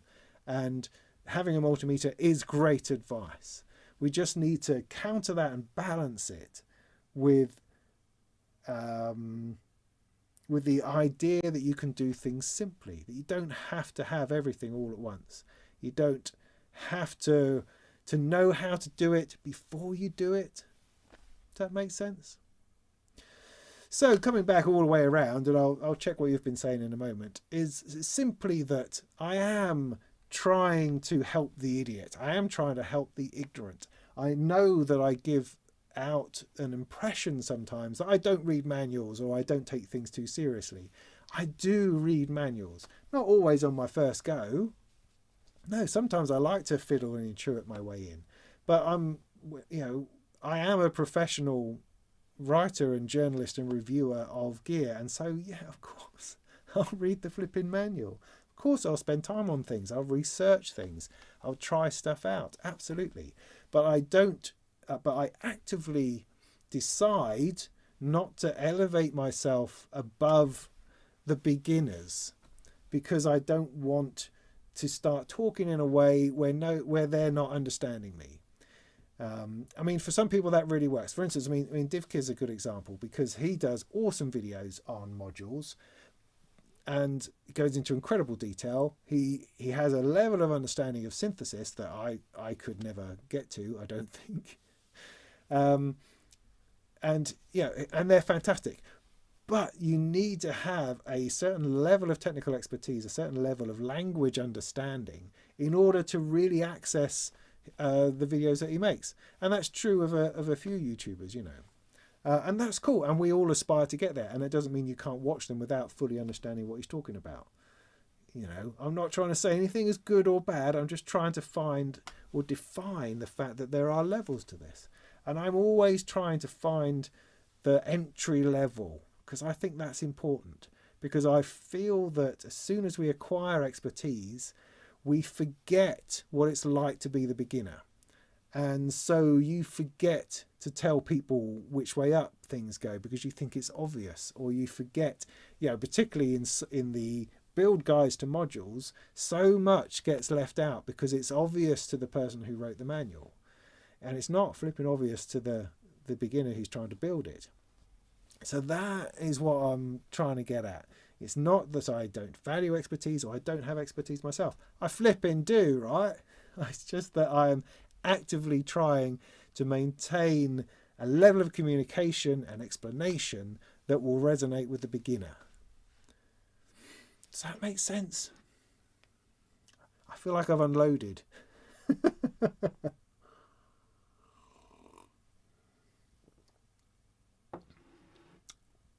Ian, I should say, using my expertise, the lead-free soldering can work, and it should work. It just requires more heat and more patience, and I hate it.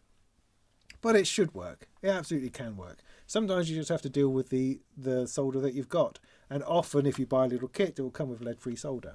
So that's what you've got, so that's what you deal with. So to say that it's rubbish and it doesn't work isn't quite right. It does work. It just requires a bit more heat and patience. That's all. That's all I would say. But yeah, I prefer lead solder every day of the week. So there you go. That was something. It's now 10 o'clock. I will plug in the thing. I'll just check the comments to see if anybody had anything to contribute to my strange sideways rant there.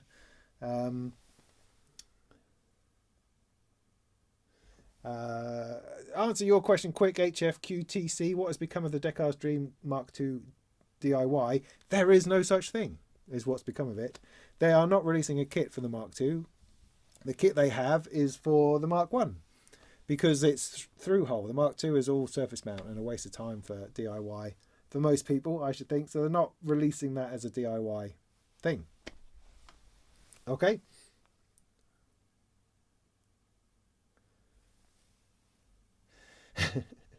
Native VS says, I presume Robin also tells people that brushing off flux residue with an anti-static brush and lots of beer is unnecessary. Why would you pour beer?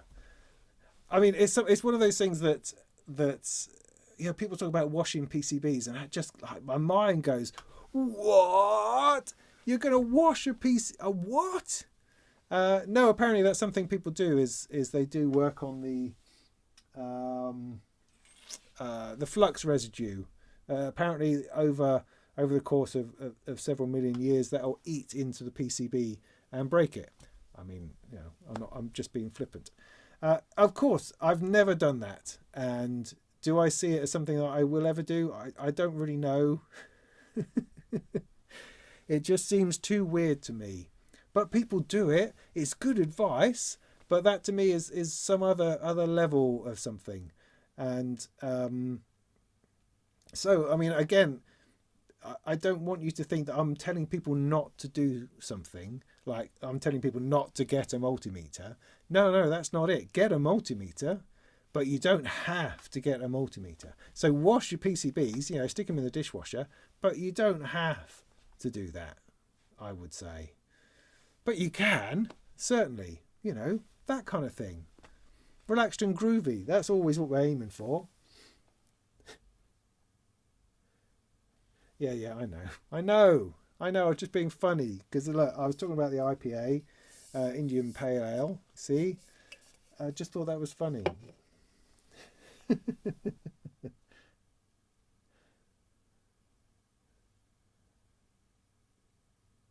Wagyu, yes, there is a.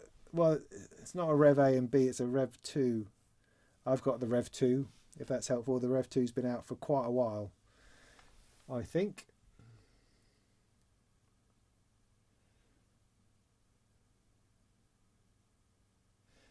Yeah. I don't want to cause an argument between people. Professional lol. Yeah, me and Morrissey, right? Yeah, absolutely.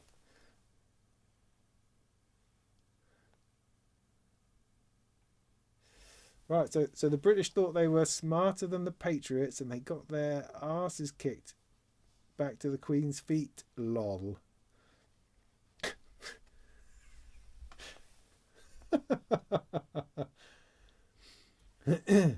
Native still tends to use a 10-year-old 15-watt iron for a lot of work. Station takes away space. Yeah, wouldn't want to try lots of lead-free soldering with that one. That would take a while. Yeah, I agree. I mean, I started off with a soldering iron my dad found in his garage. I started a lot of things with that. And didn't get on with that very well. But, you know, I used it for a project. And then I bought a 20 quid one off Amazon, I think. Used that for a bit. And with lead-free solder. And I found it hard, but I persevered because I was enjoying doing it. It was just taking a lot more time than I thought it should.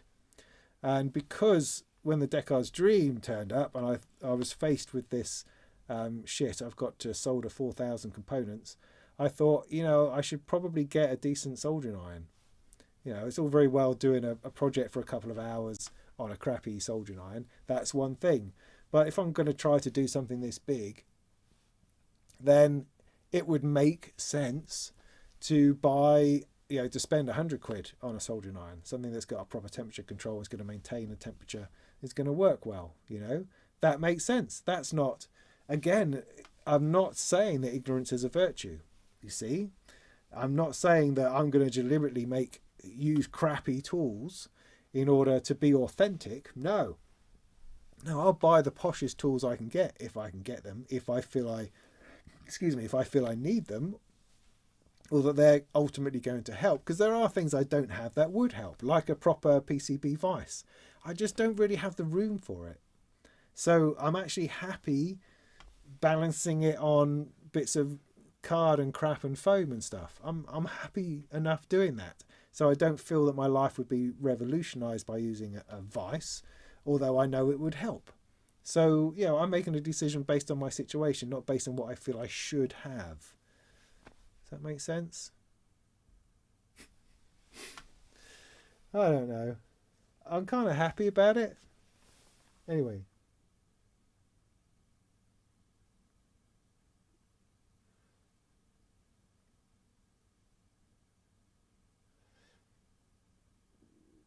Yeah, it feels nice to share your knowledge. It does, and sharing knowledge is important. And particularly with the internet, we are in a fabulous situation where people do share knowledge, and that's great.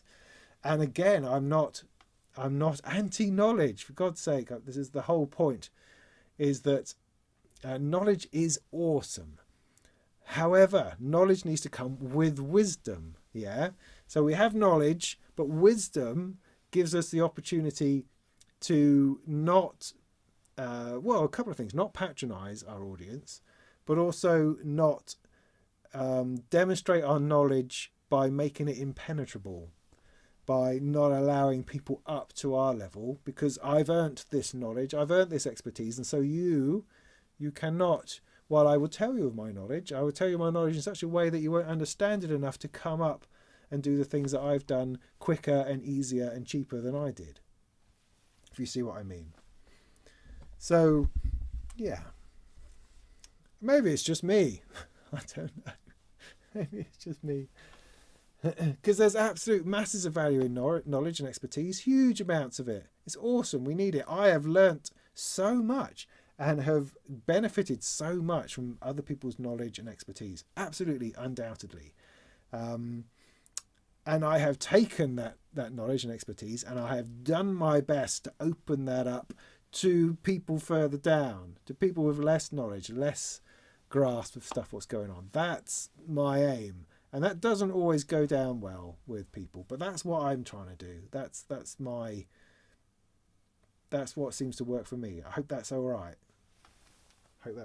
Anyway, we're gonna skip on.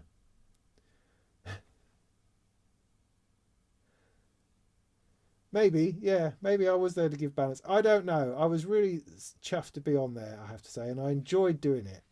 I did very much enjoy doing it, and I hope to do some more. Although I probably won't invite me back now. I don't know, but I loved it. It was great. I love, it fills you with absolute joy when you get invited to be part of something like that. It's just the best feeling. It really is. You really feel like you've. You've made an impression somewhere. That's great. I love all of that.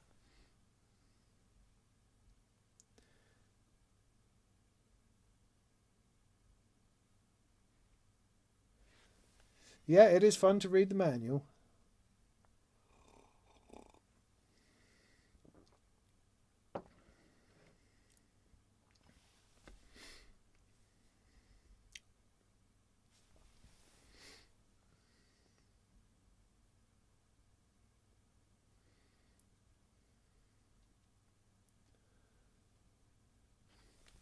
Yeah, Bob says the more we know, the more we take for granted that others have the same experience. Yes, that hits the nail on the head. Thank you.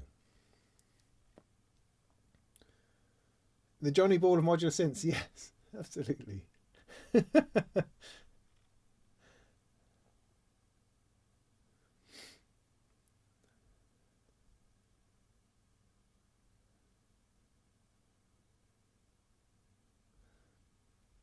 Bring on the wangy thing. Yeah, okay, I'm going to get to that. All right.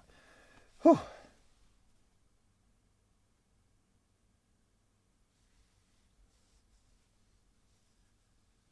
Who's Mr. Wiggly?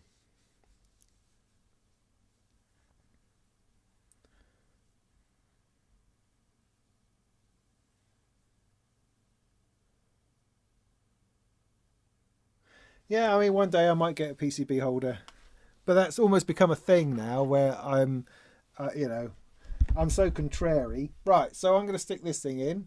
I'm going to stick it in where the joystick is. I might even turn it off before I do that. Because I'm only placing the joystick because it's going to do a similar job. And it, funnily enough, fits in the exact space. Nerdy, nerdy. Nerdy, nerdy. Now, of course, I'm hoping I haven't broken any secrecy bits with the with the Wangulator, but I'm pretty sure there's a website and it's up and out. So, so I think it's not an unknown product. But you'll be able to read my review in Sound and Sound in a few months' time, I should think. I am unplugged. Yeah, good. Oh, and I only need to take this here because it doesn't have a power cable.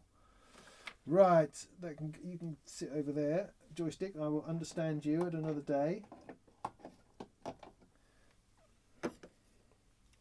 Wang in.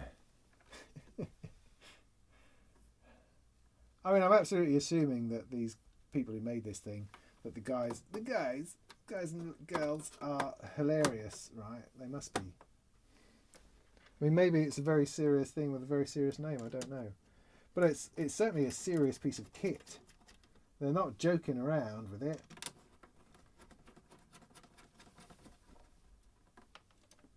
All right, it's got lights. It's got lights. Now,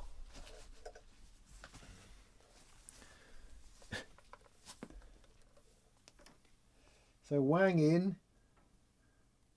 Oh, it's one of these with a thing that goes. Is it going like that? 3 at the top. Yeah. Got lights on here. Nice, actually. Quite like that. Where am I going to put this so that we can make some kind of sense of it?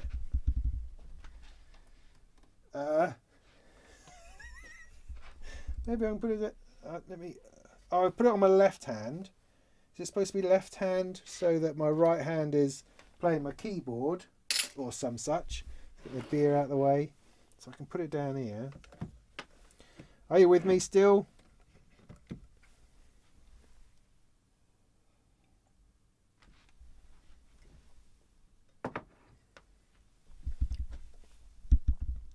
So I'm going to point that there. Can't be bothered to faff around with that other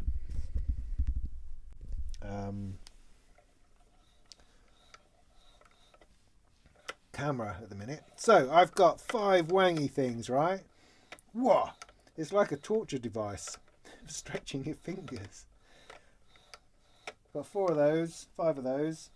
When I push through, okay, so I can set on the what's it over here. Can I get everything in at once? If I bring this round a little bit. Hang on, everybody.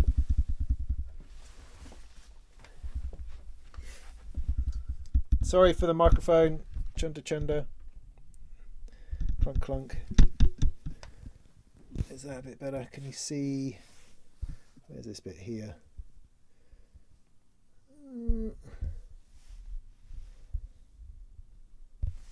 Is my hand going to be in the way? Who knows? Who knows? Go a little bit further then. Oh, whatever. We'll get the hang of it, right? So let's turn something up a little bit.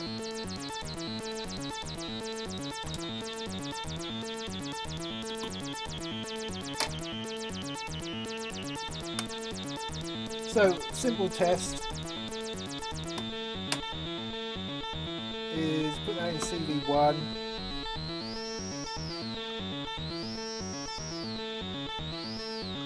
That's on just +5. I put it +5, -5.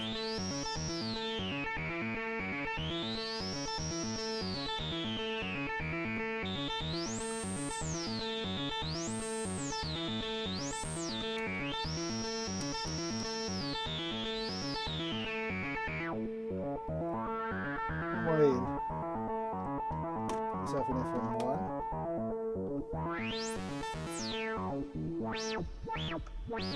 So that's the basic idea. I mean, we get the idea, I think. So what else do I want to control? So there's not a whole lot I can do on the Castro and Pollux actually. It's all outputs mostly, I think. which case I might need to start something else up. Well, I could do a shift on the microscale. Let's take that into 2.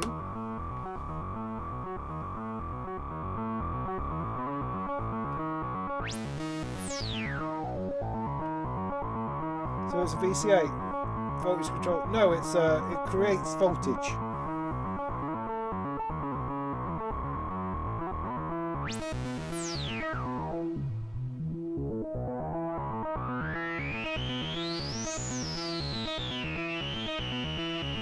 Well, what I'm going to do.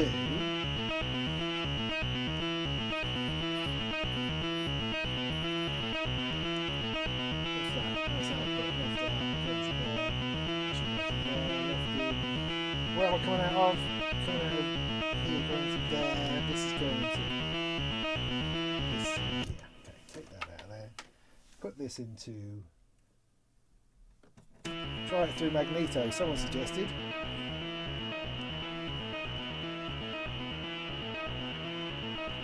I'm going to bring. I don't really need to be going through.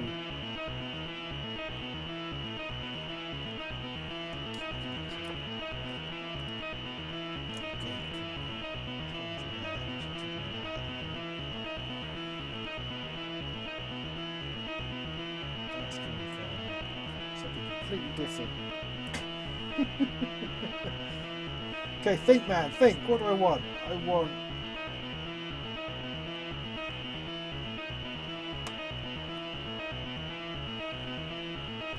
Alright, just bear with me 1 second. My brain is trying to work.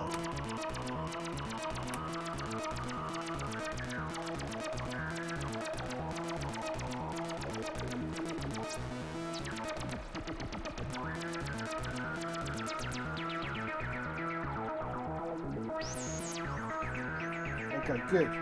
Got that going. Then I want the output. So the output's going to there. Going through there. I don't actually need it to go in there. I'm going to stick it in to the VCA and take the output of that back through.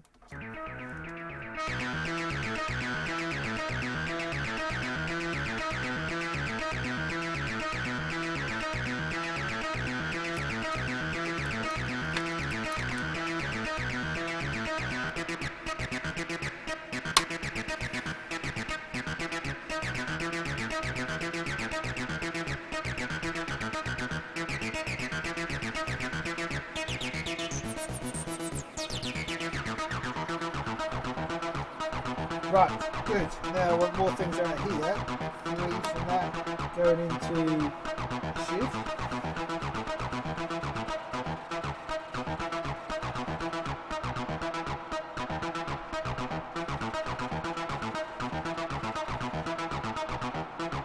And let's see what that's doing.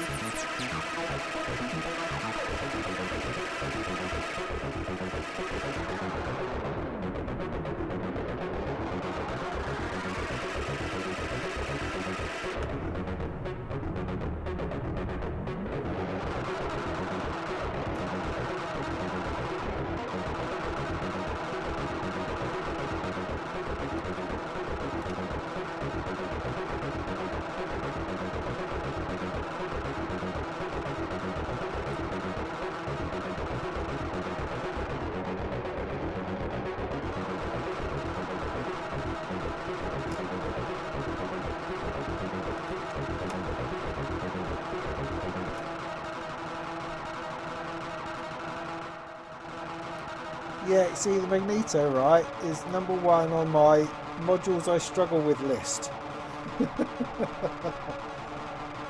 I'm gonna try the beads. This is all gonna go horribly wrong. Now what? Oh dear! Oh dear! Oh dear! Oh dear!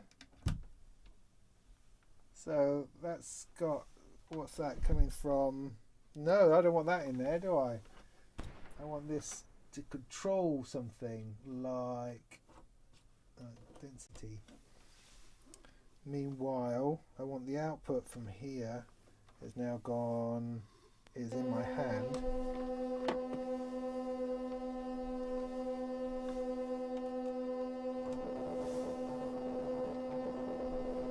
So I've still got the filter on,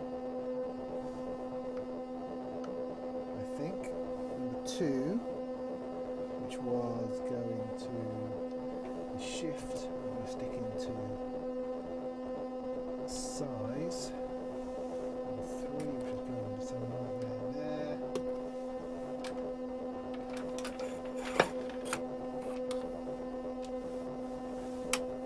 Oops. Stick into there. 4, which is going into density, and I stick it into seed. And 5.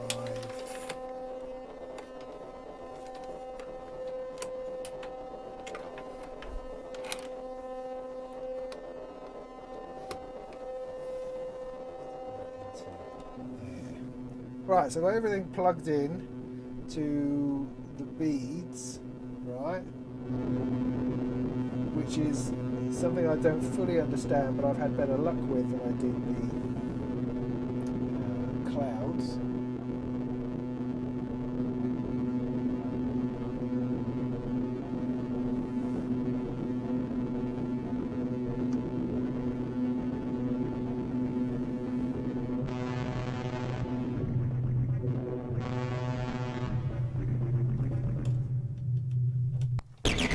That's better.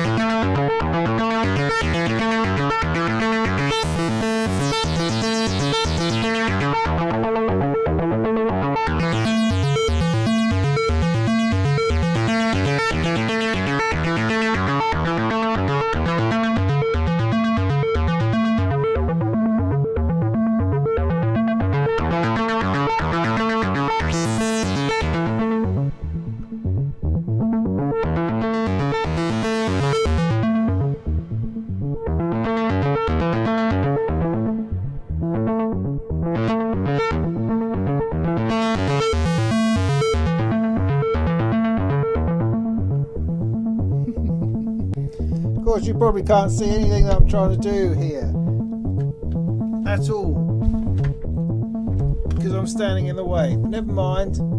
Never mind. Never mind. Thanks for sticking around. If you stuck around, that's awesome. It was probably also out of focus. Oh, so on it today. So on it. So I think you get the hang of it. As far as I mean, this I haven't opened the manual, of course, because I don't believe in manuals. So you've got 5 controls, you've got a couple of buttons, and essentially you are sending control voltage out to control things. The question, of course, is what do you control? So I did a couple of really terrible things there, which demonstrated my struggle with the magneto, in that what the heck is going on with this thing? I just want a delay. I just want a delay. That's all I want. Why can't it just give me a delay?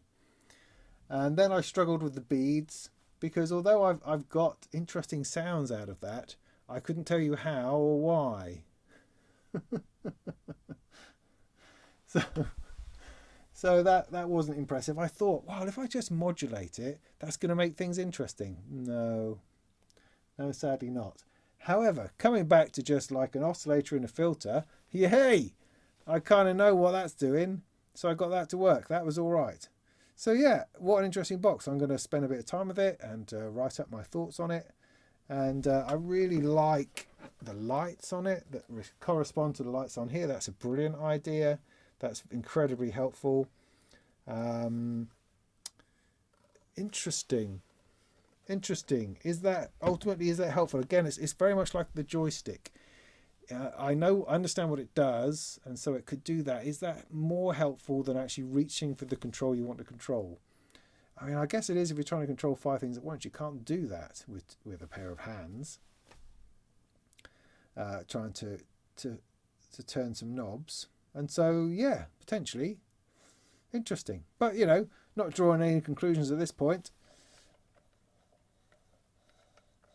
Yeah, there we go. Anyway, I hope that wasn't too boring for you, because I didn't realise I was standing mostly in front of the camera. But that was the process I was going through. I got 2 things not to work very well, and so then I went for something that I understood. And that seemed to go all right. So let's bring this shenanigans to a close, I think. God, I did nearly get through my second beer.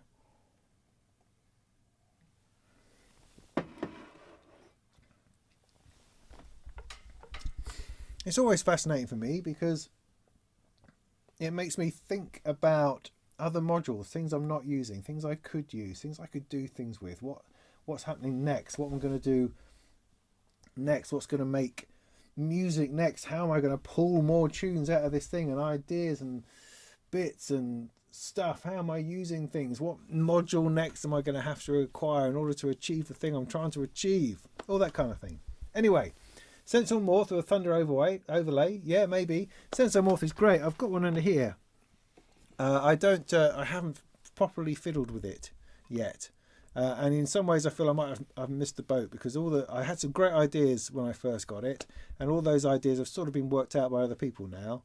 So I don't know if I have anything awesome to contribute to the whole Sensor Morph thing, but I think it's a great controller. Very interesting. Yeah, beads, definitely.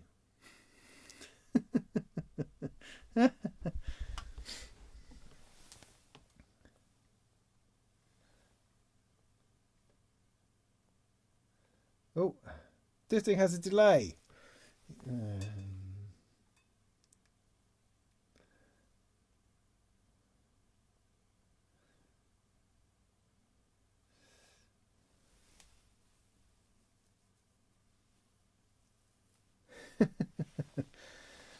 Well, I mean, I enjoy people who are easily amused and easily pleased. I'm easily pleased, I find.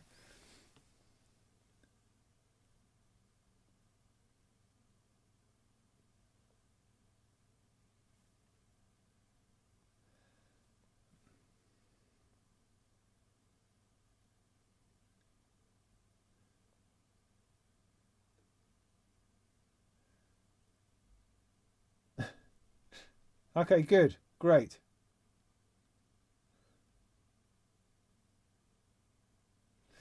Yeah, Ian, you're talking about whether the faders diverge or not. See, this is an interesting thing actually, because um, I know what you're saying, but there's absolutely no reason, right, why faders should be in a straight line, should be parallel.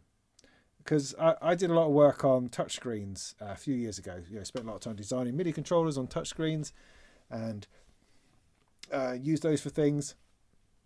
And I came to a conclusion quite early on that because I wasn't bound by the physicality of faders, I could design controllers that were better suited to the fall of your fingers. Because your fingers don't fall in a straight line. You know, if you were trying to control four, let's lose the thumb, four faders at the same time, they're all in the same place, like on a mixing console, you know, you couldn't actually do that comfortably. You'd always end up with the middle one higher than all the rest. You know, and that becomes a problem. And so when I was doing touchscreen MIDI controls, as I say, I would have the faders set out, but I'd space them apart, potentially angle them, but have them at different heights so it would properly match the fall of my fingers. So when I pulled them all down together, they would all move the same amount. Do you see what I mean? And so this is what this is also attempting to do, rather than all going up, you know, all being together going the same height. They're already good for a claw. Do you see what I mean?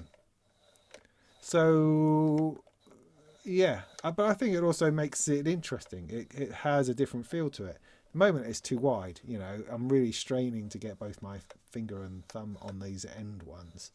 But as I understand it, the real version will be slightly smaller in order to cope with less bear-like people.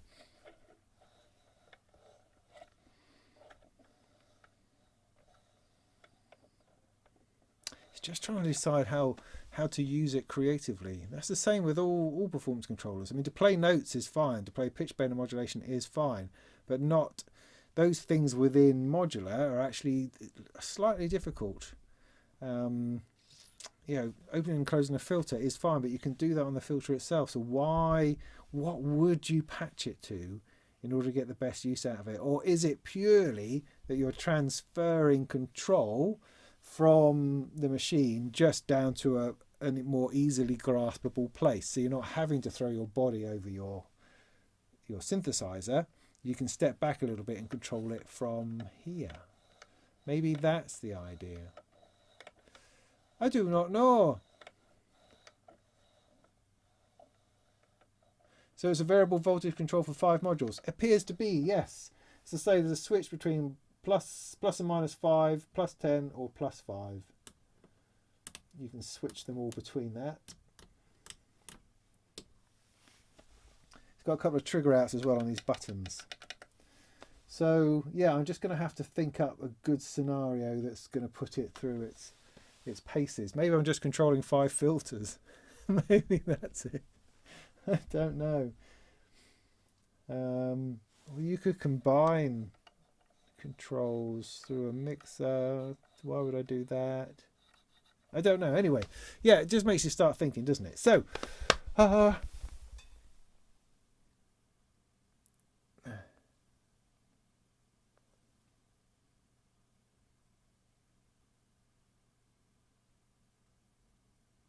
ooh.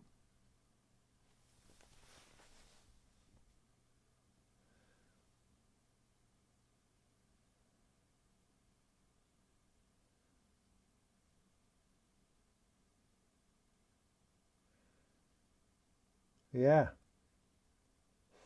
I know.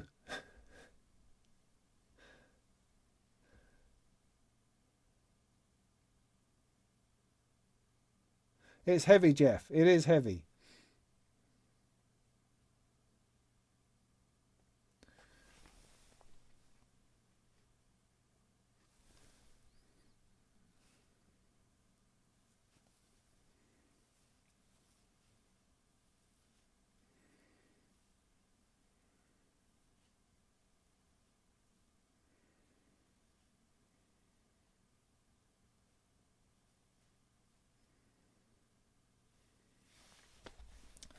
Mixer.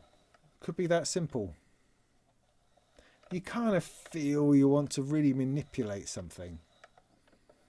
So, I mean, I'm thinking of, speed of an LFO, cut off or cut off offset, resonance, of course. Wasn't getting a whole lot of the CV resonance control out of the 2140, I have to say. Quite interesting.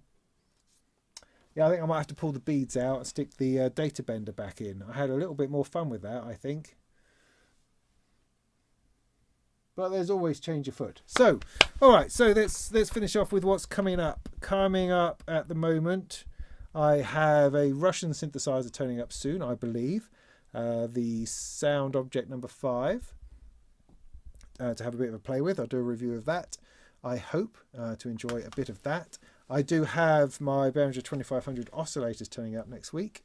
I don't have any immediate plans to do anything particularly on that, but I will start pulling that together so I can finish off my little 2500 bunch of things.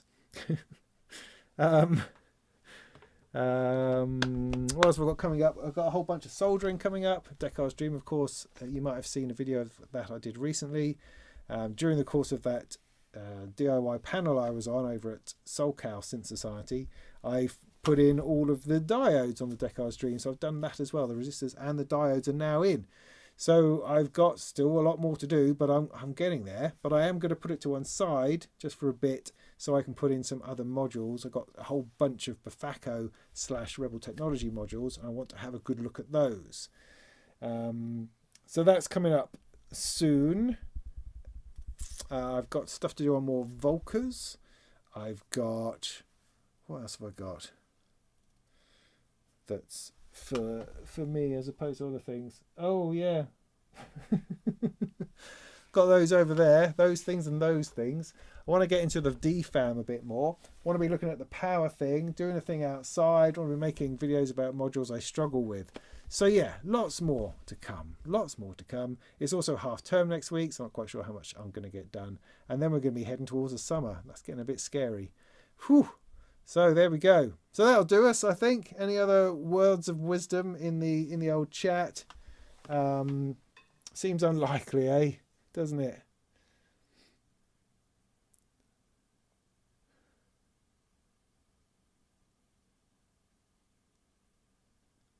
I know, Andrew. Why? Why? I think the world's out to get you.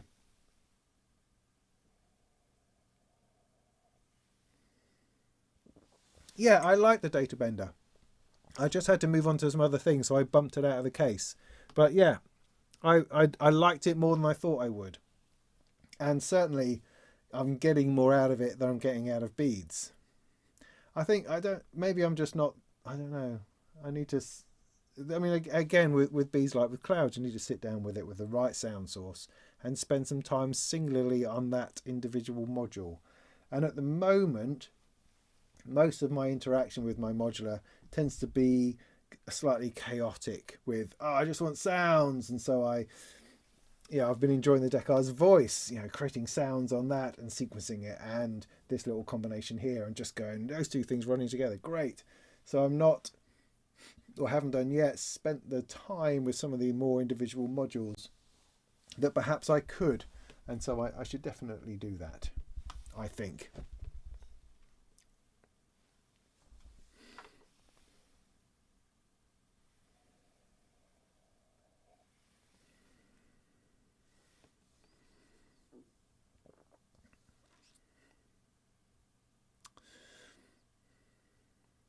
Yeah, it's a pain in my diodes all down the left side, I think. That's what it is. Read the manual for what? Is that just generally a piece of advice for life, Jeff? Is that it? Just go for it and read the manual. Stop belly aching. Yeah.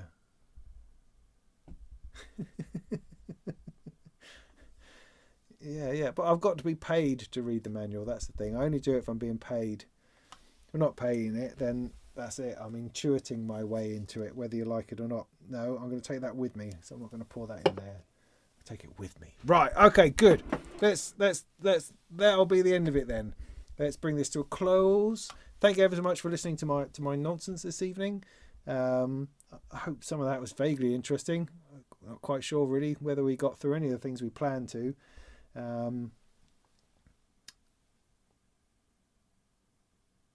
Hands? No, never heard of any of that. Sorry, in all honesty. Subcon modules? No, have not. By all means, send me a link and I'll have a look at it. Oh, cycling. Yeah. Thanks for asking, everyone. I've done like 95 miles. 5 miles to do tomorrow, and it's a good one. And thank you ever so much for people who have contributed. We've got raised over 300 quid, which is awesome. Fantastic. On a bit of a whim for prostate cancer. Hey, go prostate cancer. I mean, you know what I mean. So yeah, that's great. Thanks for that very much indeed. I'll finish that off tomorrow, and then I'll stop talking about cycling. That'd be good. And hopefully I'll start getting into paddleboarding. Modular paddleboard. It's the only way. It's the only way.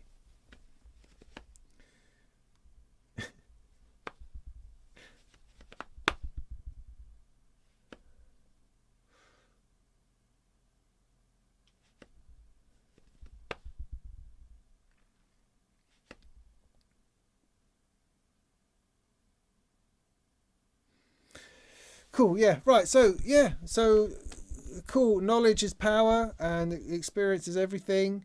And if you don't have either of those, just do something and have some fun with it, and don't be afraid to. Is my message to the world out there. And I'll help you all I can along the way. And no one has the right to stop you from doing anything. This is all much simpler than you could possibly imagine. And the bits that aren't simple aren't necessary. That's the way in. That's the way thing. It is the best cancer, I find, and is the least embarrassing to talk about.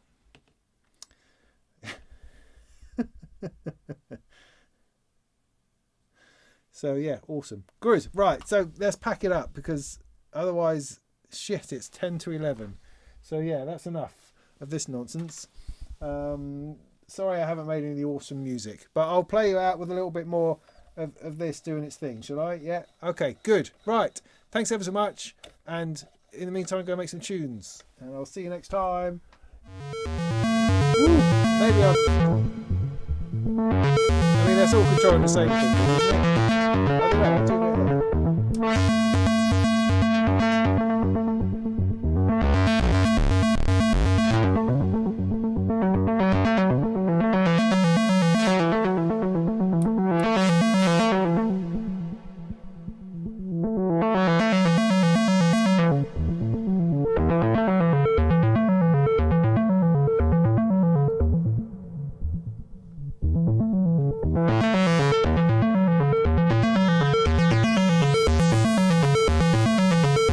You can't see what I'm doing, can you? I'm moving this thing about. I'm just you're just looking at my face going, what the hell is he doing? Hang on.